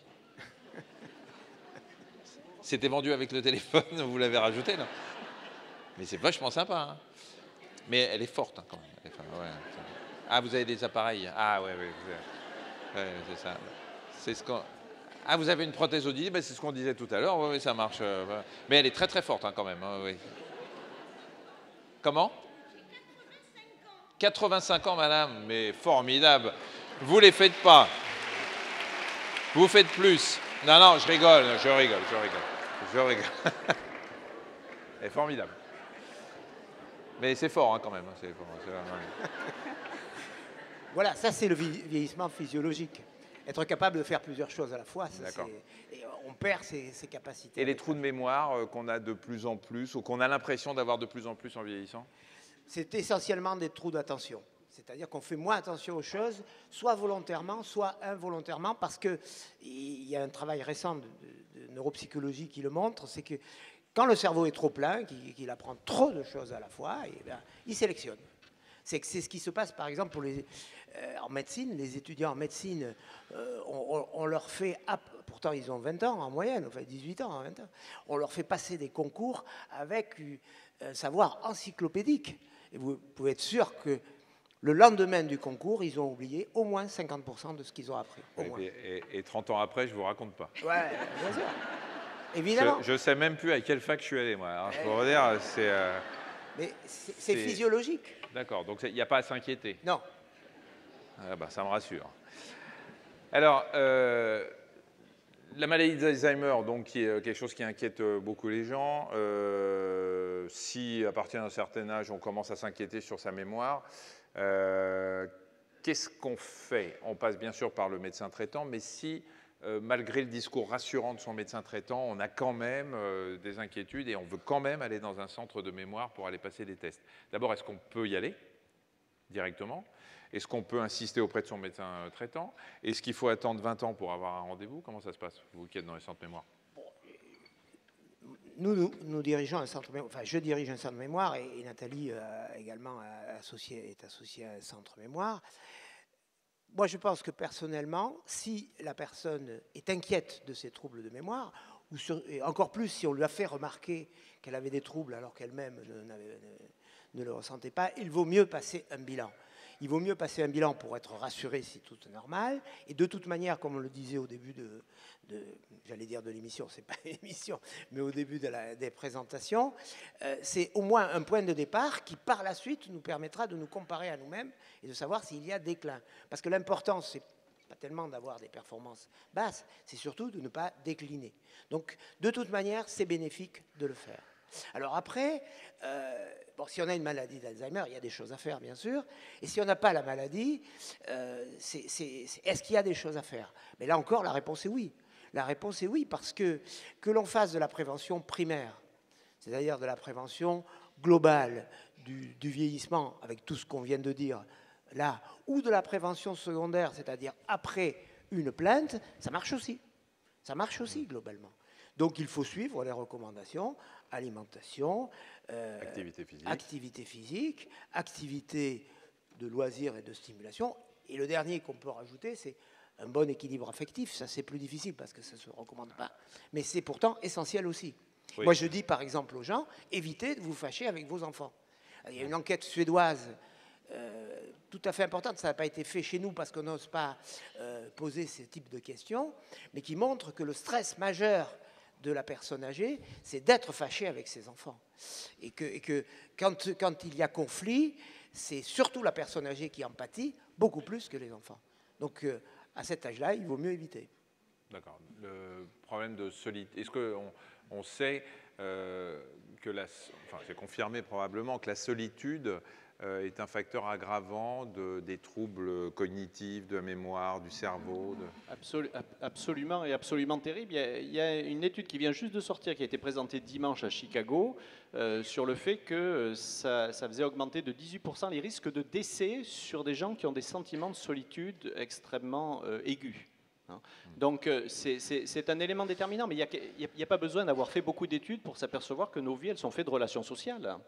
Et que c'est comme ça, et que tout ce dont on a parlé jusqu'à maintenant, c'est quoi? Quand on mange seul et quand on mange accompagné, c'est pas la même chose. Quand on a moi, j'entends les cyclistes qui passent en bas de chez moi le dimanche, qui discutent entre eux. Je suis sûr que s'ils étaient tout seuls, ils feraient pas de vélo. Ils feraient pas de vélo, c'est sûr. Quand je vois les gens qui font des randonnées à l'université du temps libre, s'ils le font, c'est parce qu'ils sont accompagnés, etc. Et pour l'année prochaine, du parachutisme. Donc il faut vraiment, quand on est tout seul, se forcer à aller vers les autres, à aller dans des centres, dans des universités d'été, dans des centres, et non seulement pour ne pas se retrouver tout seul et pour ne pas avoir des sentiments de solitude, mais surtout pour sa santé finalement. Pour sa santé, et puis pour son bien-être, parce que quand on est en relation avec les autres, Jean-François Dartigue le disait, et qu'on a de bonnes relations avec ses voisins, avec ses enfants, avec ses petits-enfants, etc., ben c'est quand même du bonheur, c'est agréable. Donc c'est un élément qui détermine énormément. Je pense au sommeil, par exemple, aussi, hein, sur les relations affectives, sur les relations sexuelles, qui sont des éléments, là aussi, absolument essentiels. On n'a pas parlé de la sexualité à partir d'un certain âge. Ben, la sexualité à partir d'un certain âge, d'abord, il n'y a pas à partir d'un certain âge, elle continue de fonctionner. En fait, là aussi, c'est comme la mémoire. Les différences interindividuelles sont plus importantes que les différences intergénérationnelles. J'avais peur, je croyais que vous disiez qu'il ne fallait pas toujours avoir la même chose, parce que sinon on était performant que dans une position et que c'était voilà, qu'il fallait varier. Non, on peut varier. D'ailleurs, on n'a pas parlé, il faudra peut-être que Jean-François Dartigue en parle, de plasticité cérébrale. Dès lors qu'on fait changer son environnement, qu'on apprend de nouvelles choses, etc., on a quand même fait des apprentissages depuis 20 ans en matière neurologique qui sont absolument essentiels dans le cas du vieillissement. C'est-à-dire si on est capable de faire de nouveaux apprentissages, on est capable de développer son cerveau, etc. Donc la sexualité, c'est la même chose. Ce qui est important, c'est de changer effectivement de partenaire régulièrement pour la plasticité. Et oui, pour la plasticité cérébrale. Il faut avoir une certaine plasticité sexuelle, s'il vous plaît. Et en même temps, si vous avez des relations avec votre partenaire habituel ou si vous en avez avec des partenaires occasionnels, vous ne dépensez pas la même énergie. Il y a beaucoup plus d'énergie quand vous changez de partenaire. Il y a plus de stress, on l'a vu tout à l'heure dans le petit film, hein, et c'est pas très bon pour la santé, ça. L'Institut national de sexologie dit jusqu'à 95, jusqu'à 100 ans, on peut avoir des relations sexuelles, ça va plus dépendre des individus. Il n'y a pas de... Il n'y a pas de date limite, il n'y a pas de date de péremption en matière de sexualité. Oui, je vous assure. Oui, c'est la libido, c'est la libido qui baisse. C'est la libido qui baisse, mais la sexualité, c'est pas simplement un coït. Ah bon? Eh ben, je me fais chier depuis 40 ans comme ça? Quand je vais dire à ma mère que je vous ai appris quelque chose, surtout dans ce domaine, je suis un peu un expert, monsieur, je veux dire. Donc on voit bien effectivement que les modalités de la sexualité se transforment en fonction de l'âge. La vraie difficulté quand on est âgé, c'est de trouver un partenaire, notamment pour les femmes. Puisque dès 35 ans, il commence à y avoir plus de femmes que d'hommes, hein, et que ça va s'accentuer. Quand on est centenaire, hein, eh bien, un homme pour 7 femmes. Donc c'est le moment où on peut imaginer se marier. Mais oui. Ça donne envie de vivre centenaire, hein? Voilà.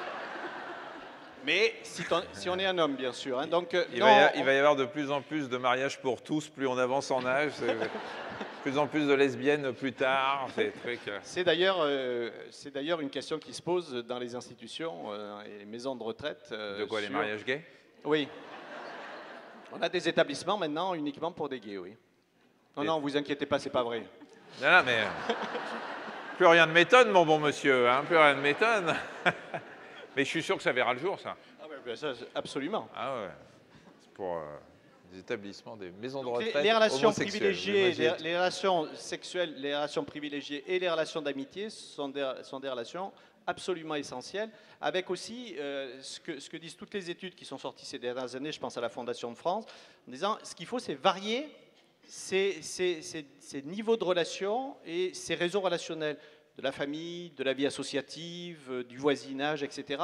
C'est comme ça qu'on évite la précarité relationnelle. Voilà, donc c'est important, effectivement, de faire varier ces relations. Et la vie associative est un milieu absolument extraordinaire de ce point de vue-là. Et qui peut avoir des conséquences aussi sur ce que vous disiez, sur bien sûr sur le social, sur les rencontres, donc sur la sexualité, pourquoi pas après. C'est sûr que marcher avec le bâton suédois, là, ça vous fait rencontrer du monde. Hein. Si vous marchez qu'avec un bâton, vous pouvez partager l'autre après. Bah voilà, vous partagez. Ouais. Ça te dirait de partager mon bâton, il faut trouver des sujets de conversation quand on engage avec quelqu'un qu'on ne connaît pas. Voilà. On voit je vois le truc assez sympa. Juste un mot avant qu'on passe la parole à la salle. Il y a quelques jours, on a beaucoup parlé d'un test de dépistage de la maladie d'Alzheimer qu'on pourrait faire par une simple prise de sang dans laquelle on cherche quelque chose et qu'on pourrait diagnostiquer 3 ans avant l'apparition de la maladie, ce qui est quand même très sympa puisqu'on vous le dépiste. On vous dit, voilà, vous allez faire la maladie d'Alzheimer, so what? On n'a rien. Voilà, on n'a rien à vous proposer. Donc, c'est un truc qui nous... alors en même temps, on dit que dépister la maladie 3 ans avant, voire plusieurs années encore avant, c'est pas mal parce que ça permet de faire de la recherche. Et puis si jamais un jour il y a un médicament, on pourra le donner très tôt pour éviter l'apparition. Alors on en est où, professeur Dartigny? C'est un test de dépistage de plus. En fait, c'est vrai que celui-là, il n'a pas été présenté il a le comme caractère, il a le caractère de la simplicité puisque c'est. Non, mais il a le caractère de la fiabilité. Il y a 90% de fiabilité oui, d'après les données. C'est déjà le cas, par exemple, de certaines mesures d'imagerie cérébrale qui donnent une spécificité aussi bonne que plusieurs années avant l'apparition. Plusieurs années avant l'apparition, bien sûr. Mais moins facile à mettre en place. Mais moins facile à mettre en place puisque c'est au niveau. Mais ça pose exactement ce que vous dites, c'est-à-dire qu'avoir un test de dépistage sans avoir d'action efficace derrière, ça ne sert strictement à rien. Et on vient de s'en rendre compte maintenant. Les cancérologues, par exemple, s'en sont rendus compte pour le cancer de la prostate. Maintenant, on sait dépister le cancer de la prostate in situ, mais on a arrêté le dépistage parce qu'on sait que les conséquences que ça a sont bien plus mauvaises que les avantages qu'on tire à traiter tôt. Et dans la maladie d'Alzheimer, c'est exactement le cas qui se passe. C'est-à-dire que le risque de stigmatisation de la personne, l'anxiété que ça génère est encore beaucoup plus néfaste que le fait de se dire dans 3 ans, je serai dément, donc je peux me préparer à ça. Non. C'est pas le cas. C'est pas le cas. Très bien. Alors, on va vous passer la parole maintenant. On va allumer la salle. Vous allez pouvoir poser vos questions à nos invités. Oh là là, vous êtes toujours aussi nombreux, hein? Ils n'ont pas bougé. C'est plutôt sympa. Alors, nous avons donc des hôtesses avec des numéros. Si on peut, voilà. Bonjour, le balcon. Regarde, c'est vrai, il y a du monde, hein? Vous venez d'arriver ou quoi? Je ne vous avais pas vu tout à l'heure. Bonjour madame. Il y en a une qui me fait un grand signe. Non, non, c'est pas vous. Baissez les bras, c'est la dame. Voilà. Alors, le 2. Bonsoir. Bonsoir. Je suis Madame Gaudier, j'ai 60 ans, mariée, 4 enfants. Et... Non, arrêtez. Voilà. Arrêtez. 7 petits-enfants. 7 petits-enfants? Oui. Et vous avez eu votre premier enfant à 12 ans ou à quoi? 20 ans. À 20 ans, le 4e à 40 ans. Voilà. Félicitations. Bon, alors, moi, je pense que le bien vieillir d'abord est être bien avec son âge. Beaucoup de gens ont 40 ans et commencent déjà à faire la tête. 50 ans, je ne vous dis pas. Alors, je me dis à 60 ans, il faut snober le chiffre et puis vivre selon ses possibilités physiques et matérielles. Et ça veut dire quoi? Que pour vous, la chirurgie esthétique, pas question? Oh ben non, hors de question. Ben non. Enfin, remarquez, vous n'avez pas besoin, hein, je vous dis ça. Mon mari me dit que tout va bien. Votre mari et est là, puis moi-même... Non, il n'est pas là. Non, il n'est pas là. Il n'est pas là. Il m'attend. Non, mais non. Quand on est bien dans sa tête, on est bien dans son corps. Et alors, puis... vous avez... Me dites pas qu'autour de vous, vous n'avez pas des copines qui ont eu affaire à de la chirurgie esthétique? Non, mes copines, elles sont comme moi, naturelles et voilà. Il n'y a pas une autour de vous qui... Non, mais j'habite Bordeaux, pas Paris.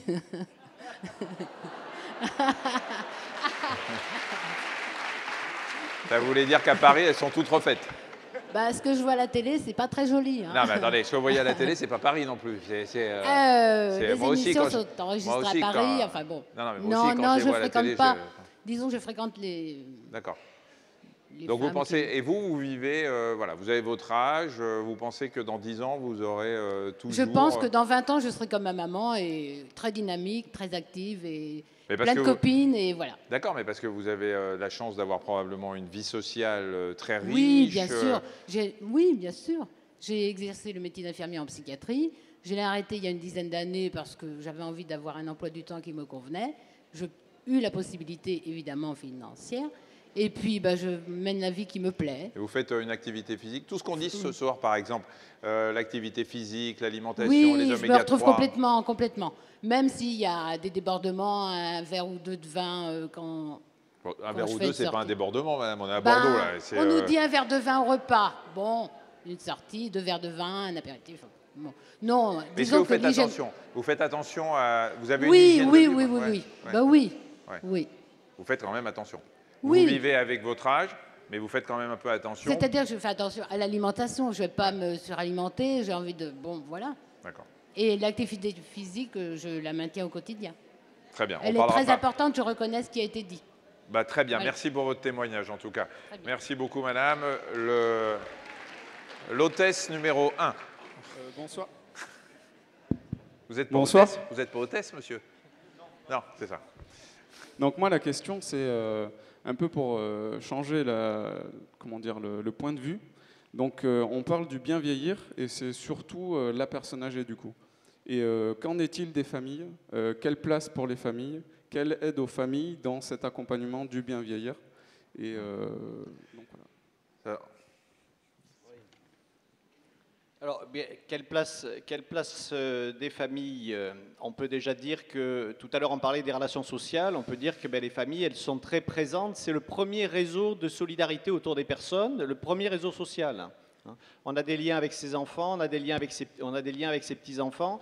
Et lorsque les personnes rencontrent un certain nombre de difficultés, c'est ce qu'on appelle les aidants de proximité, ils sont au cœur du dispositif. Donc il y a d'excellentes relations entre les plus âgés de notre société et puis les familles auxquelles ils appartiennent. Alors bien sûr, à chaque fois que je dis ça, on me dit oui, mais c'est vrai, il y a des grands-parents qui ne voient pas leurs petits-enfants, c'est environ 2% en France, effectivement, avec des difficultés relationnelles qui sont liées à l'environnement familial. Mais c'était ça que vous vouliez entendre. La question est beaucoup plus quel accompagnement des familles en fait. Dans le cadre du coup de l'aide aux aidants dont vous parlez, quel accompagnement et quelle spécialisation? Les aidants accompagnent... Quel dispositif accompagnent les personnes dépendantes et qu'est-ce qu'on fait pour ceux qui aident? Oui, alors écoutez, c'est un sujet qu'on essaye de traiter depuis 30 ans et je trouve qu'on n'a pas fait énormément de progrès dans l'accompagnement des aidants, enfin des membres de la famille comme aidants. Sauf que ça évolue un petit peu quand même avec les projets de loi où on se dit aujourd'hui que les aidants, c'est un métier à part entière. Alors c'est sûr, moi je dis c'est surtout pas un métier. Non, enfin, c'est surtout pas un métier parce que la difficulté ce sera de se retrouver le fils et en même temps le professionnel à côté de sa mère. Non, mais ça nécessite une aide. On doit aider les aidants. Il y a le projet d'adaptation de la société au vieillissement qui prévoit qu'il y ait une somme qui sera versée aux aidants s'ils en ont besoin pour pouvoir faire appel à des dispositifs qui les aident, notamment je pense à de l'hébergement temporaire, de l'accueil de jour, etc. Il y a des dispositifs aujourd'hui de formation en France pour les aidants. Où on leur apprend effectivement un certain nombre de difficultés, notamment autour des personnes qui ont des troubles cognitifs, etc. Donc il y a des dispositifs qui se mettent en place, du baluchonnage, comme on dit, c'est-à-dire la possibilité d'avoir quelqu'un qui vient chez la personne pour pouvoir l'aider. Il y a les dispositifs de maintien à domicile, donc il y a un certain nombre de choses qui se font. Mais c'est vrai, quand on voit, je crois que c'est 4,3 millions d'aidants familiaux aujourd'hui en France, en fait, le dispositif d'aide aux aidants est encore au tout début aujourd'hui en France. Voilà. Il y a quelques petites choses, il y a de l'argent qui se prépare, il y a des services. Peut-être que tu veux rajouter quelque chose. Je pense que c'est important comme question et c'est vrai qu'on ne met pas assez en place, parce que les aidants n'ont pas le temps peut-être aussi, d'actions de prévention justement pour les aidants âgés, notamment les conjoints ou conjointes de personnes malades, Alzheimer ou autres maladies chroniques entraînant une dépendance. Et on a des aidants qui sont un peu isolés avec leur conjoint malade et qui n'ont pas accès à un suivi médical, parce qu'ils n'ont pas le temps de se libérer, ou à des actions de prévention. Donc il y a beaucoup de choses qui sont mises en place, et on pense au CLIC, à l'APA, etc., sur toutes les villes et les conseils généraux, pour essayer de libérer du temps pour que l'aidant puisse avoir aussi une activité sociale et tout ce qu'on vient de dire, activité physique, bien manger, etc. Juste en complément, ce qu'il faut bien comprendre, c'est que la plupart des aidants n'ont pas besoin d'être aidés et ne le demandent pas. Et ça, c'est essentiel à comprendre ça. Et qu'il faut que la réponse de la société, de nos organisations, soit graduée et adaptée aux besoins. Et ça, c'est assez compliqué à mettre en place, parce qu'on sait faire des choses un peu systématiques. Mais on a beaucoup de difficultés à jauger quel est vraiment le besoin d'aide. Et là, on a des progrès à faire encore, même si on a fait pas mal de progrès. Et là, par exemple, dans les situations maximales de complexité de l'aidant, avec le système qui est mis en place actuellement, qui va bouleverser le paysage de la prise en charge de la maladie d'Alzheimer, c'est le système Maya, vous avez peut-être entendu parler, ça n'a rien à voir avec le Mexique, ça a à voir avec les cas les plus compliqués. Et on est en train de bien résoudre ces problèmes les plus complexes. Il reste encore à aborder les problèmes intermédiaires. Mais le point de départ, c'est de savoir exactement quels sont les besoins de la personne à aider, parce que là encore, plus de la moitié au moins des aidants n'ont pas besoin d'aide. Le 5. Oui. Bonsoir. Tout à l'heure, vous parliez du syndrome de la bedaine du boulanger. Ça fait rire beaucoup de monde, mais on sait que c'est un des premiers facteurs, enfin, c'est des signes visibles du prédiabète. Le prédiabète, c'est quand même le précurseur du diabète, et c'est quand même une cause de prise de médicaments importante. Or, si, par exemple, à 40 ans ou à 35 ans, on allait chez son médecin généraliste, on nous faisait simplement une mesure du tour de taille. On nous disait, monsieur ou madame, vous avez un tour de taille supérieur à 80 chez la femme ou 90 chez l'homme, vous êtes en prédiabète. Et on met en place des mesures, ça c'est de la vraie prévention qui ne coûte pas très cher, c'est juste un mètre mesureur pour le médecin généraliste, et ça évite une prise de médicaments. Et je pense qu'en France, on est un petit peu retardataire par rapport au Canada sur des petits outils tout simples. C'est ce qu'on appelait syndrome métabolique. À un moment, il y a eu toute une communication là-dessus. Je plaisantais sur le syndrome du boulanger, mais bien évidemment, vous avez raison. Non, mais c'est bien d'en plaisanter. Et d'ailleurs, par exemple, on parlait des produits laitiers tout à l'heure. Les produits laitiers contiennent un acide aminé, le tryptophane, qui agit sur la satiété et qui agit par catabolisme sur la sérotonine. Donc, mangeons des produits laitiers, arrêtons de les bannir comme on fait. Vous faites quoi comme métier? Je suis juste diététicienne. D'accord. Merci pour votre intervention. Effectivement, il faut arrêter avec ces histoires de produits laitiers. Je crois que là-haut, alors comme je suis un peu ébloui par les projecteurs et les sunlights, le 6. Bonsoir. Alors moi, j'ai bien vu la diapositive sur les accidents de la vie courante. Et on voit bien qu'ils parlent d'eux-mêmes, puisque c'est un risque qui est quand même assez élevé pour les personnes âgées. Je voulais savoir si ces risques étaient assez bien connus en fait, pour une bonne prévention, et si les gens, en particulier les personnes âgées, connaissaient ces risques. Des risques de chute Oui, par exemple. Non, parce que moi, j'ai pas très bien compris votre question. Est-ce qu'en fait, ces risques sont assez connus du grand public? Est-ce que les gens sont conscients de ces risques? Ah, j'ai compris. Non, je rigole, j'avais bien compris. Bon. Vous me prenez pour un imbécile parfois, non? C'était très clair. Alors, ils sont conscients? Oui, ils sont conscients, mais il y a deux problèmes avec ces histoires d'accidents domestiques. C'est que d'une part, on ne se voit jamais comme on est. C'est-à-dire qu'on ne pense jamais qu'effectivement, on est sur le niveau de risque que les autres voient. Donc déjà, on ne va pas enlever son tapis, d'abord parce qu'on y tient. Et qu'en même temps on se dit je ferai ça dans quelques années lorsque vraiment je marcherai difficilement. Donc la vraie difficulté, elle est qu'on n'est pas tout à fait toujours conscient des risques que l'on encourt dans une situation donnée, parce qu'on ne se voit pas comme on est, on ne se voit pas vieillir, on se voit mal vieillir, ou on se voit vieillir mal quelquefois.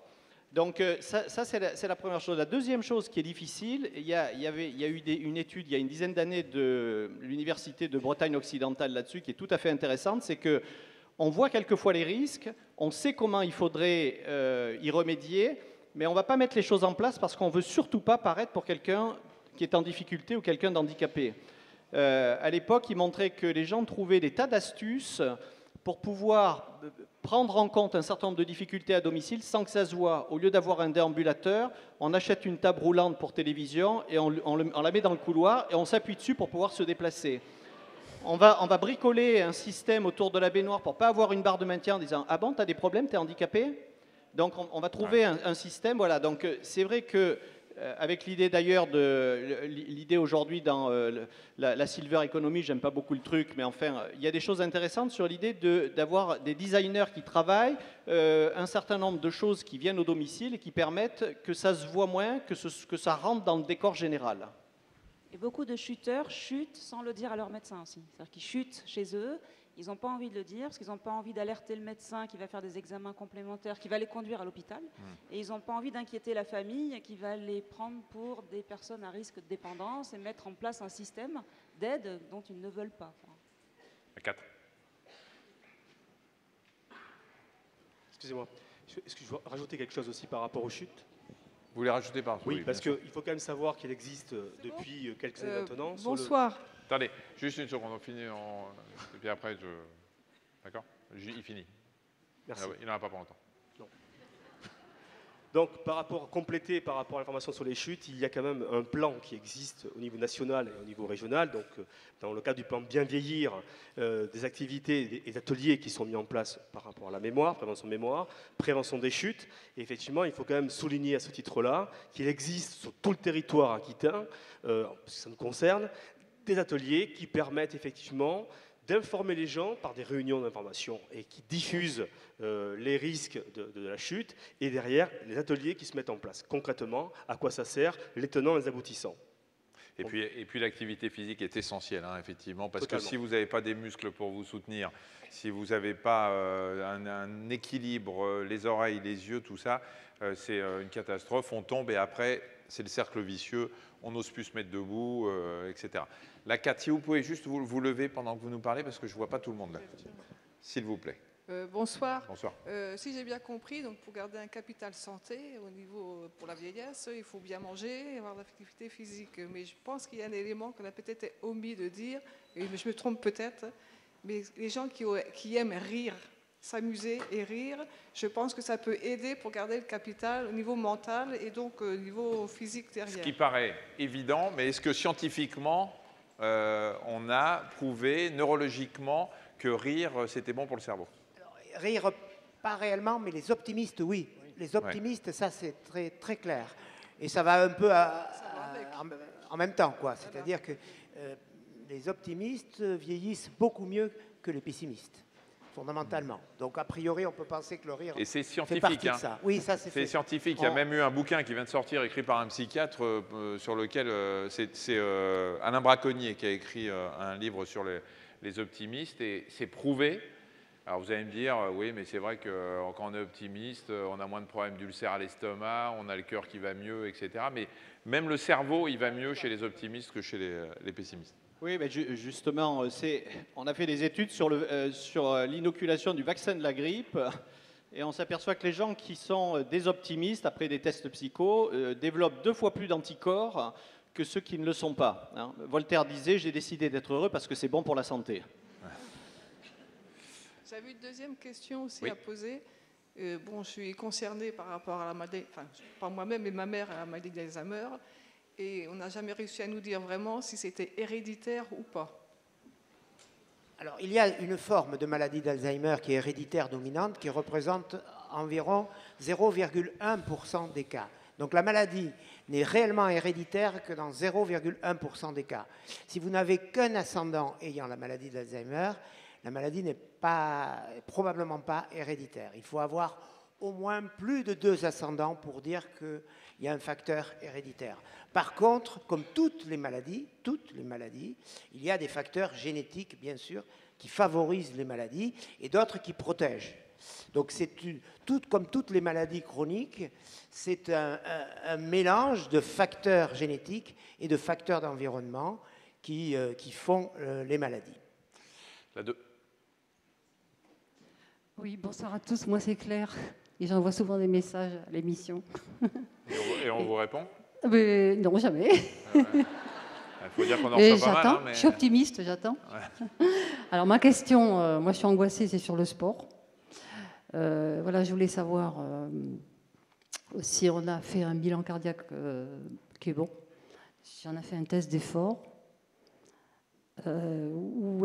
jusqu'où on peut aller dans l'effort violent et prolonger. C'est-à-dire qu'en gros, moi j'ai peur de mourir quand je fais un effort très très violent ou très prolongé. Qu'est-ce que vous appelez un effort violent, madame? Ah ben, un effort violent, c'est 1h30 en piscine sans pause, ou des arts martiaux en combat. Ah oui. En combat de la boxe, c'est des choses dures, oui. Ça dure pas longtemps, mais on a peur. En fait, le cœur bat et on n'est pas loin du malaise. Donc, je voulais savoir si on pouvait mourir subitement. C'est normal que le cœur batte, madame. Oui, mais ça, il vous avez bat quel très âge? vite. Je peux vous demander votre âge? Oui, bien sûr, 68. 68 ans. Vous faites de la boxe? Non, du Krav Maga. Ah, du Krav Maga. J'ai toujours fait du self-défense, du judo depuis très longtemps, et du vélo, de la natation. Vous avez peur d'avoir un accident cardiaque parce qu'à votre âge, vous vous demandez si c'est raisonnable? Non, mais c'est-à-dire que j'ai peur de moi-même, c'est-à-dire d'aller plus loin que je devrais que votre aller. organisme ne peut supporter. Voilà, et que je risque de mourir d'un truc cardiaque. C'est pas très grave en même temps. Non, mais en même temps, comme vous disiez tout à l'heure, quand on est mort, quoi. Ouais. Du moment que vous vous éclatez. Oui, c'est ça, je m'éclate. Bon, c'est un peu tôt, c'est un peu jeune. Voilà, non, mais c'est une question... Comment ne pas aller trop loin dans l'effort? Voilà, c'est une question technique. Déjà, si vous faites plaisir, c'est que du bon pour vous. Et après, je pense qu'il faut accompagner toutes ces activités sportives de bonne nutrition aussi. Donc, pas perdre de poids, même quand on a plus de 60 ans. Il ne faut pas perdre de poids en faisant du sport, c'est important. Donc, il faut continuer à manger. Si la dame, elle perd du poids, elle perd un os, là. Parce que, justement, vous n'êtes pas en surcharge pondérale. Je dis ça parce que je suis un peu inquiète. Et après, il faut faire des bilans cardio, donc épreuve d'effort, pour voir le risque. Mais comme apparemment c'est une sportive qu'elle en a fait, c'est pas parce qu'elle avance en âge que son cœur va lâcher, au contraire. Je pense qu'elle a toujours fait du sport, oui, donc en fait, il n'y a pas plus de risque. Vous pouvez continuer. Qu'à un autre âge. Faites gaffe à la boxe. Plaisir. Le risque, je vais aller voir ma copine. Le risque, il est surtout de faire une activité comme vous faites, sans en avoir jamais réalisé. C'est-à-dire que quelqu'un qui voudrait faire comme vous, qui n'a jamais eu d'activité, là, il y a un risque majeur. Pour quelqu'un qui a une activité depuis de longues années, comme apparemment c'est le cas, il n'y a pas a priori de risque. La maman de Mylène Farmer, maintenant. Mais vous pouvez pas... Vous voulez vous mettre debout, madame? Voilà.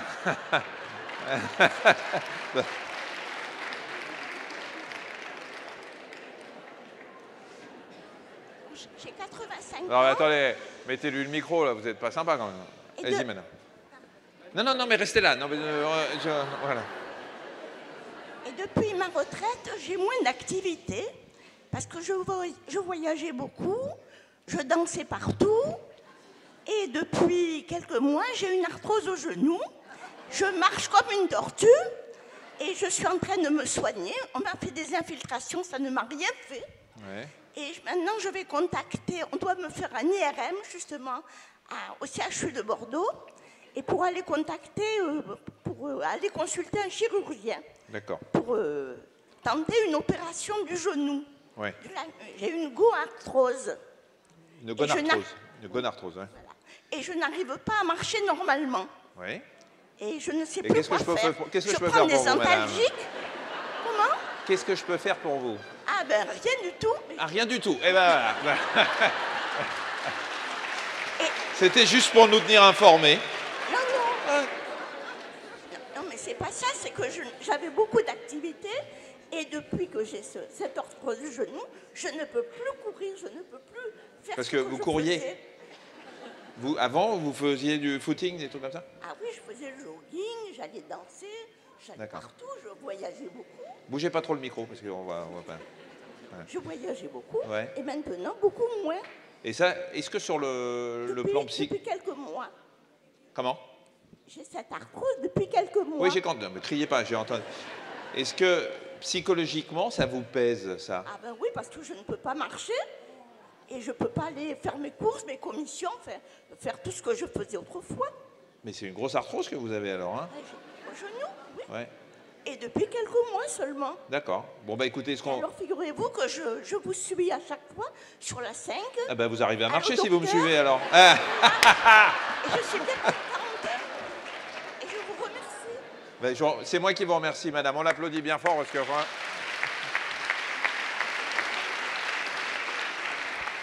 La 3. C'est bon. Allez-y, allez-y. Bonjour messieurs, dames, et merci de vous pencher sur la question. Voilà, je m'appelle Marilyn, je suis depuis 8 ans dans une maison de retraite qui accueille des personnes souffrant de la pathologie d'Alzheimer.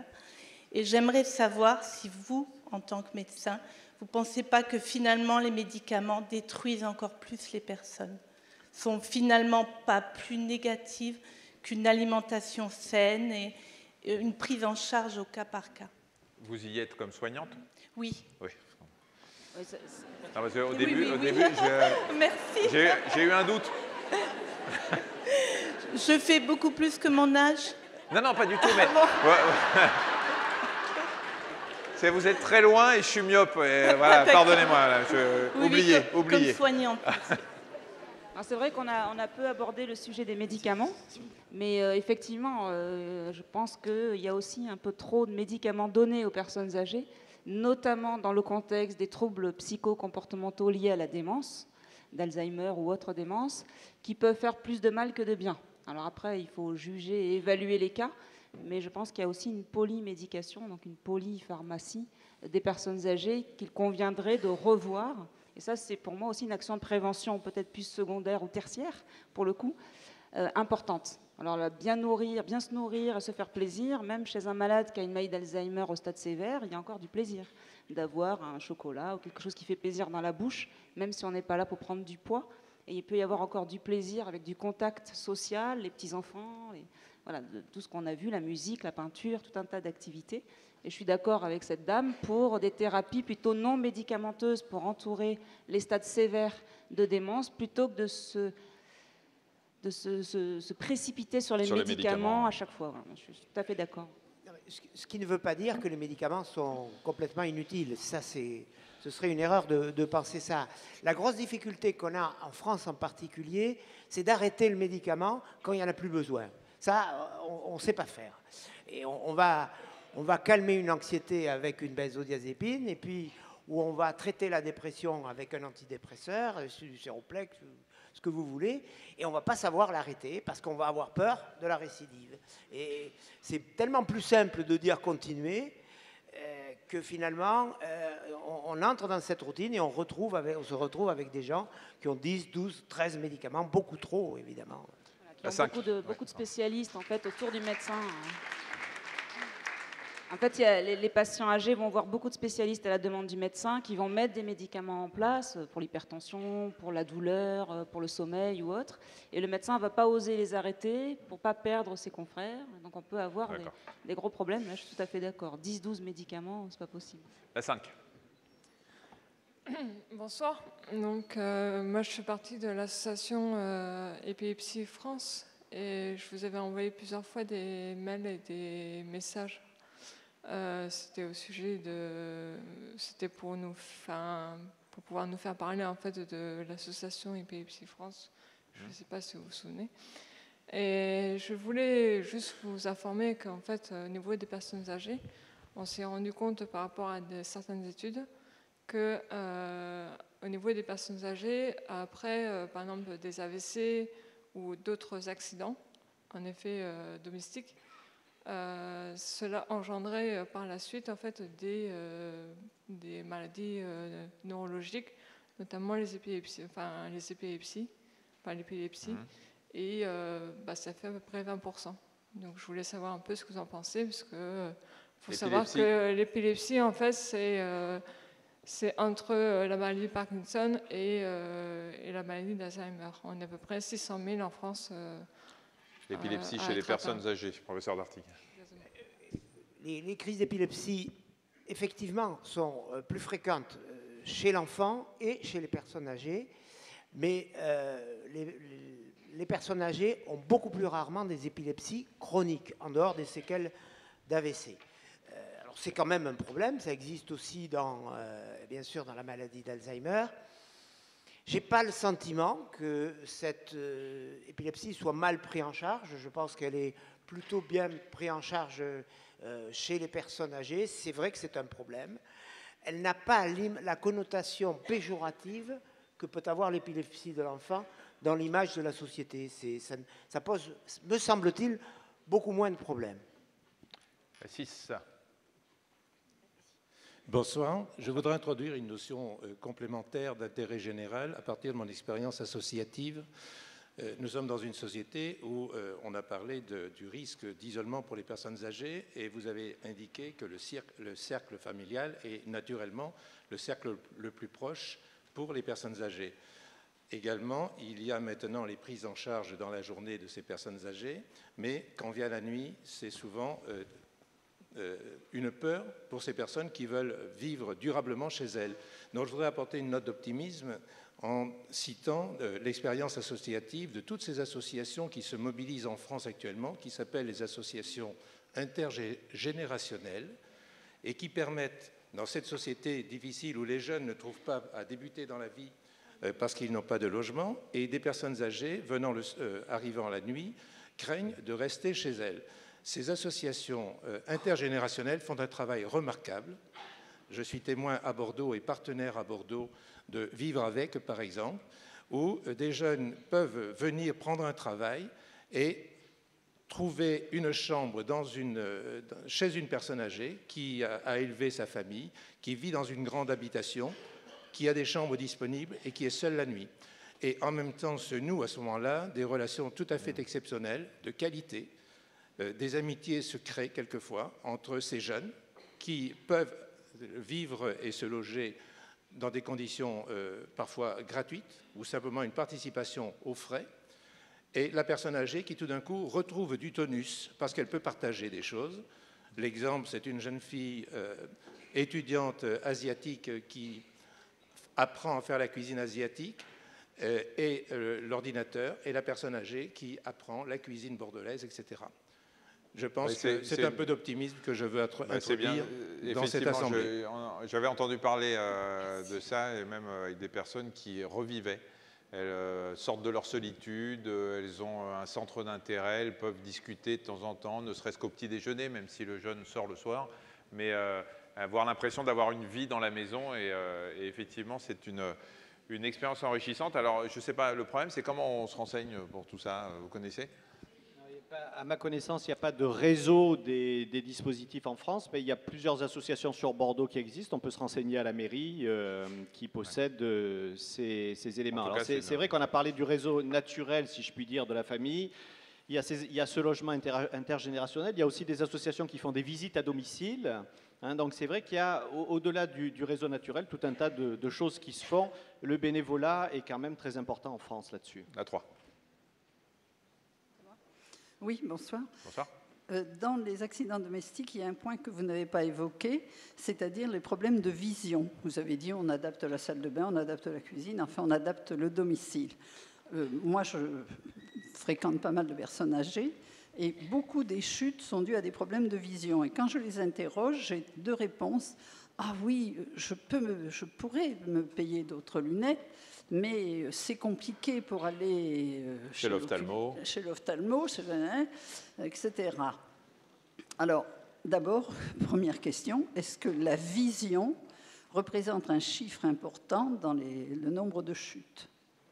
Ou est-ce qu'il n'y a pas eu d'analyse de fait ? Enfin, c'est un chiffre très important, oui, parce qu'on a beaucoup de pathologies oculaires, malheureusement avec l'âge, sans compter la cataracte, la DMLA, donc la dégénérescence de la rétine, et d'autres pathologies comme le glaucome. Donc c'est une cause importante de chute. Et c'est vrai, vous avez raison, aussi bien pour les troubles visuels que les troubles bucco-dentaires, on a des soucis pour le suivi des personnes âgées, à tout âge même, même pour nous les jeunes, pour pouvoir mettre en place des bonnes actions. Donc là, en ce moment, sur la signature du contrat local de santé, il y a une action qui va être ciblée sur le dépistage des problèmes visuels, la prise en charge des problèmes visuels chez les personnes âgées de plus de 60 ans et également le dépistage de troubles bucco-dentaires et le suivi et le traitement. Il y a un problème d'accessibilité aussi aux ophtalmos, et pas que pour les personnes âgées. Aujourd'hui, pour avoir un rendez-vous chez un ophtalmo, il faut attendre 6 mois. Oui. Donc à Paris, c'est infernal. Donc, et je crois que c'est le cas dans toute la France.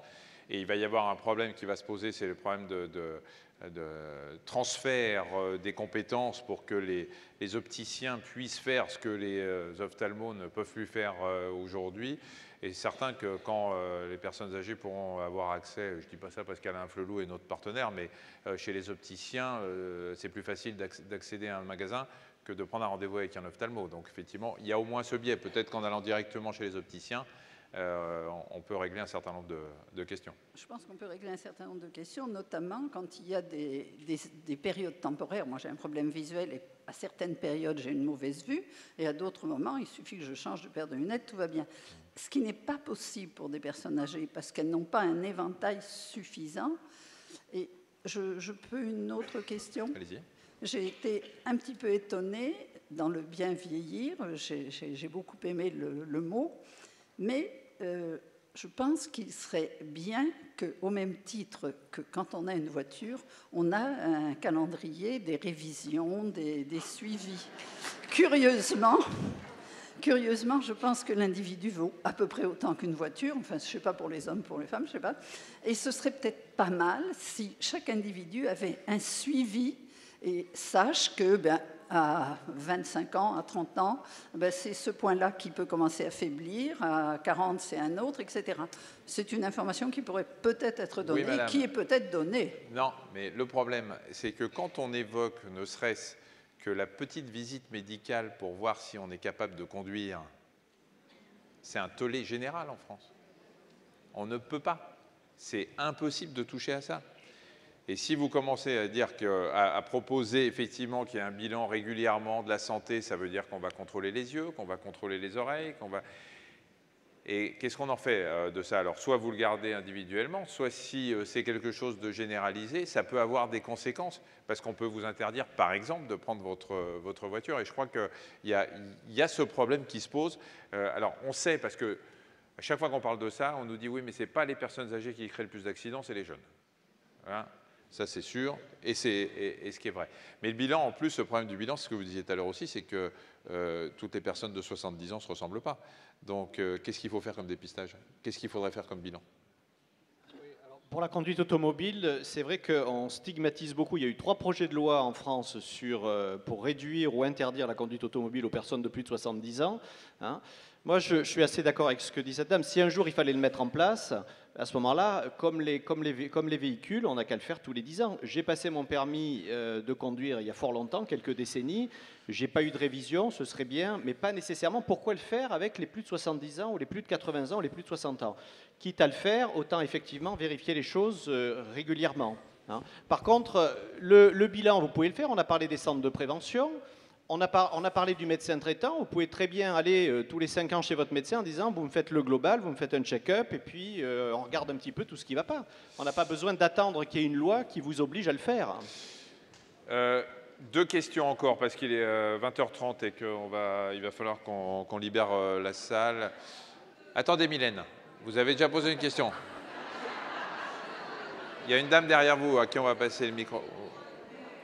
Attendez, parce que c'est pas que je suis sourd, mais comme vous parlez très très faible par rapport à votre téléphone. Est-ce que je vous conseille de tenter cette opération du genou? Comment dire, madame? Étant donné que je suis médecin et que j'ai un peu besoin d'examiner les patients, je ne vais pas vous le proposer tout de suite, là, rassurez-vous, et qu'il faut un dossier, des radios, des trucs comme ça. Mais vu votre pêche, moi, je dis, n'hésitez pas. Parce que franchement, c'est à cause de votre âge que quoi? Oui, j'ai compris, 85 ans. Oui, oui. C'est le même que tout à l'heure, en fait. Ouais, c'est ça. Oui. Mais franchement, allez-y. Allez-y. Mais asseyez-vous, parce que vous allez vous faire mal aux genoux. Là. Alors, oui, allô? Ouais, allô, bonsoir. Non, c'est pas un téléphone, c'est un... Il est temps que cette conférence se termine, je crois.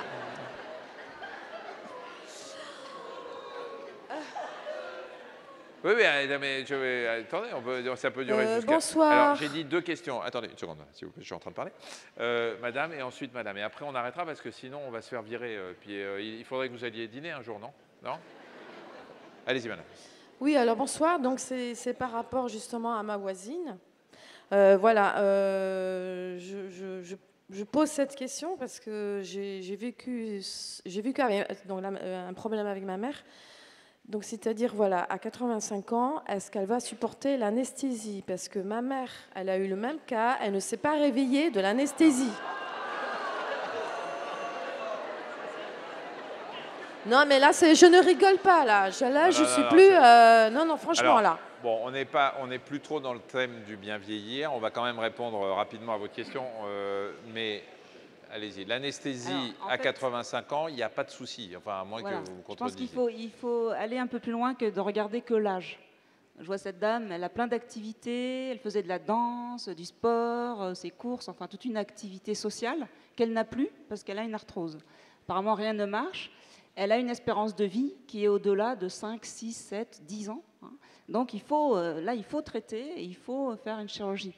Après, à 85 ans, on peut être bien comme cette dame ou pas bien avec d'autres comorbidités, enfin des maladies chroniques comme des maladies cardiaques, rénales ou autres, qui vont faire qu'on peut avoir des risques anesthésiques. Mais ça s'analyse sur un dossier et pas simplement sur l'âge.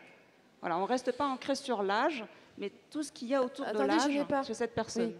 Je n'ai pas terminé parce que justement, ma mère, elle avait 84 ans. Elle est tombée d'une chaise roulante dans une maison de retraite, donc col du fémur cassé.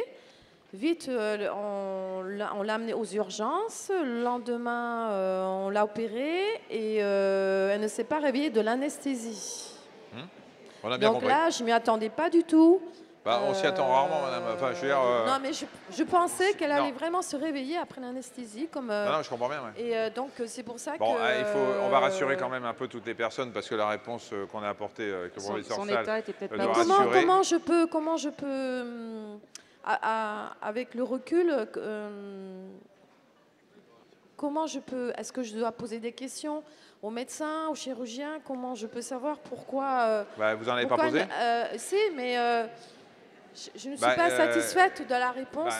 On m'a dit que c'était peut-être un dosage dans l'anesthésie. C'est ce qu'on appelle l'aléa thérapeutique. Ce n'est pas une faute, c'est l'aléa thérapeutique. Et en médecine, malheureusement, il y a, je ne sais pas, un cas sur combien de millions d'anesthésies où ça se passe mal parce que l'organisme a mal réagi à un des produits anesthésiés, parce que le cœur a décompensé à ce moment-là. Parce que voilà, et vous pourrez poser, à mon avis, toutes les questions que vous voulez. Ils ne sauront même pas vous répondre.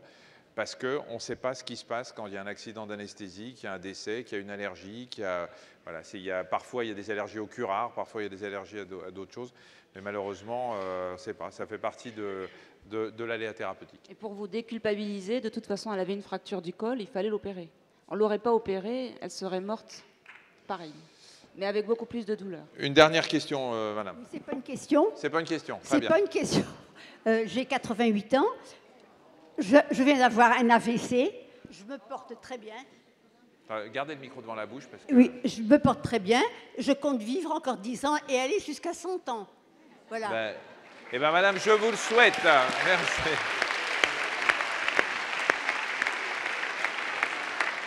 Alors, avant de vous quitter, d'abord, je voudrais remercier nos invités, nos orateurs. J'ai pas tout à fait fini. Ah, vous n'avez pas fini, madame. Mais le problème, c'est que moi, j'ai fini. Rapidement, s'il vous plaît, parce que... Ah, on vous a coupé le micro, d'élan. Voilà, et donc je suis en très bonne santé, puis il faut, quand on peut, il faut se secouer, vous voyez. Hein? Ouais, ben. Mais quand on le peut. Quand on le peut. Secouez-vous, mais pas le micro, parce que... Comment Ok, voilà. merci. Enfin, voilà. Merci beaucoup, madame. Je voudrais juste d'abord vous remercier parce que vous avez vu, été très très nombreux aujourd'hui. Remercier nos partenaires, la Mutuelle Générale, Alain Afflelou, Télé Loisirs. Remercier chaleureusement la ville de Bordeaux qui nous a accueillis parce que c'était vraiment très sympa et je pense que nous reviendrons une 3e fois à Bordeaux. Et je voudrais juste terminer sur une petite phrase. Alors, je ne voudrais pas je voudrais pas, comment dire, dire n'importe quoi, parce que c'est Maurice Chevalier qui avait dit un truc qui était assez drôle. Il avait dit « Vieillir, c'est très mauvais signe, quand on oublie de reboutonner sa braguette après avoir pissé, mais c'est pire quand on oublie de la déboutonner avant. » Merci et bonne fin de soirée.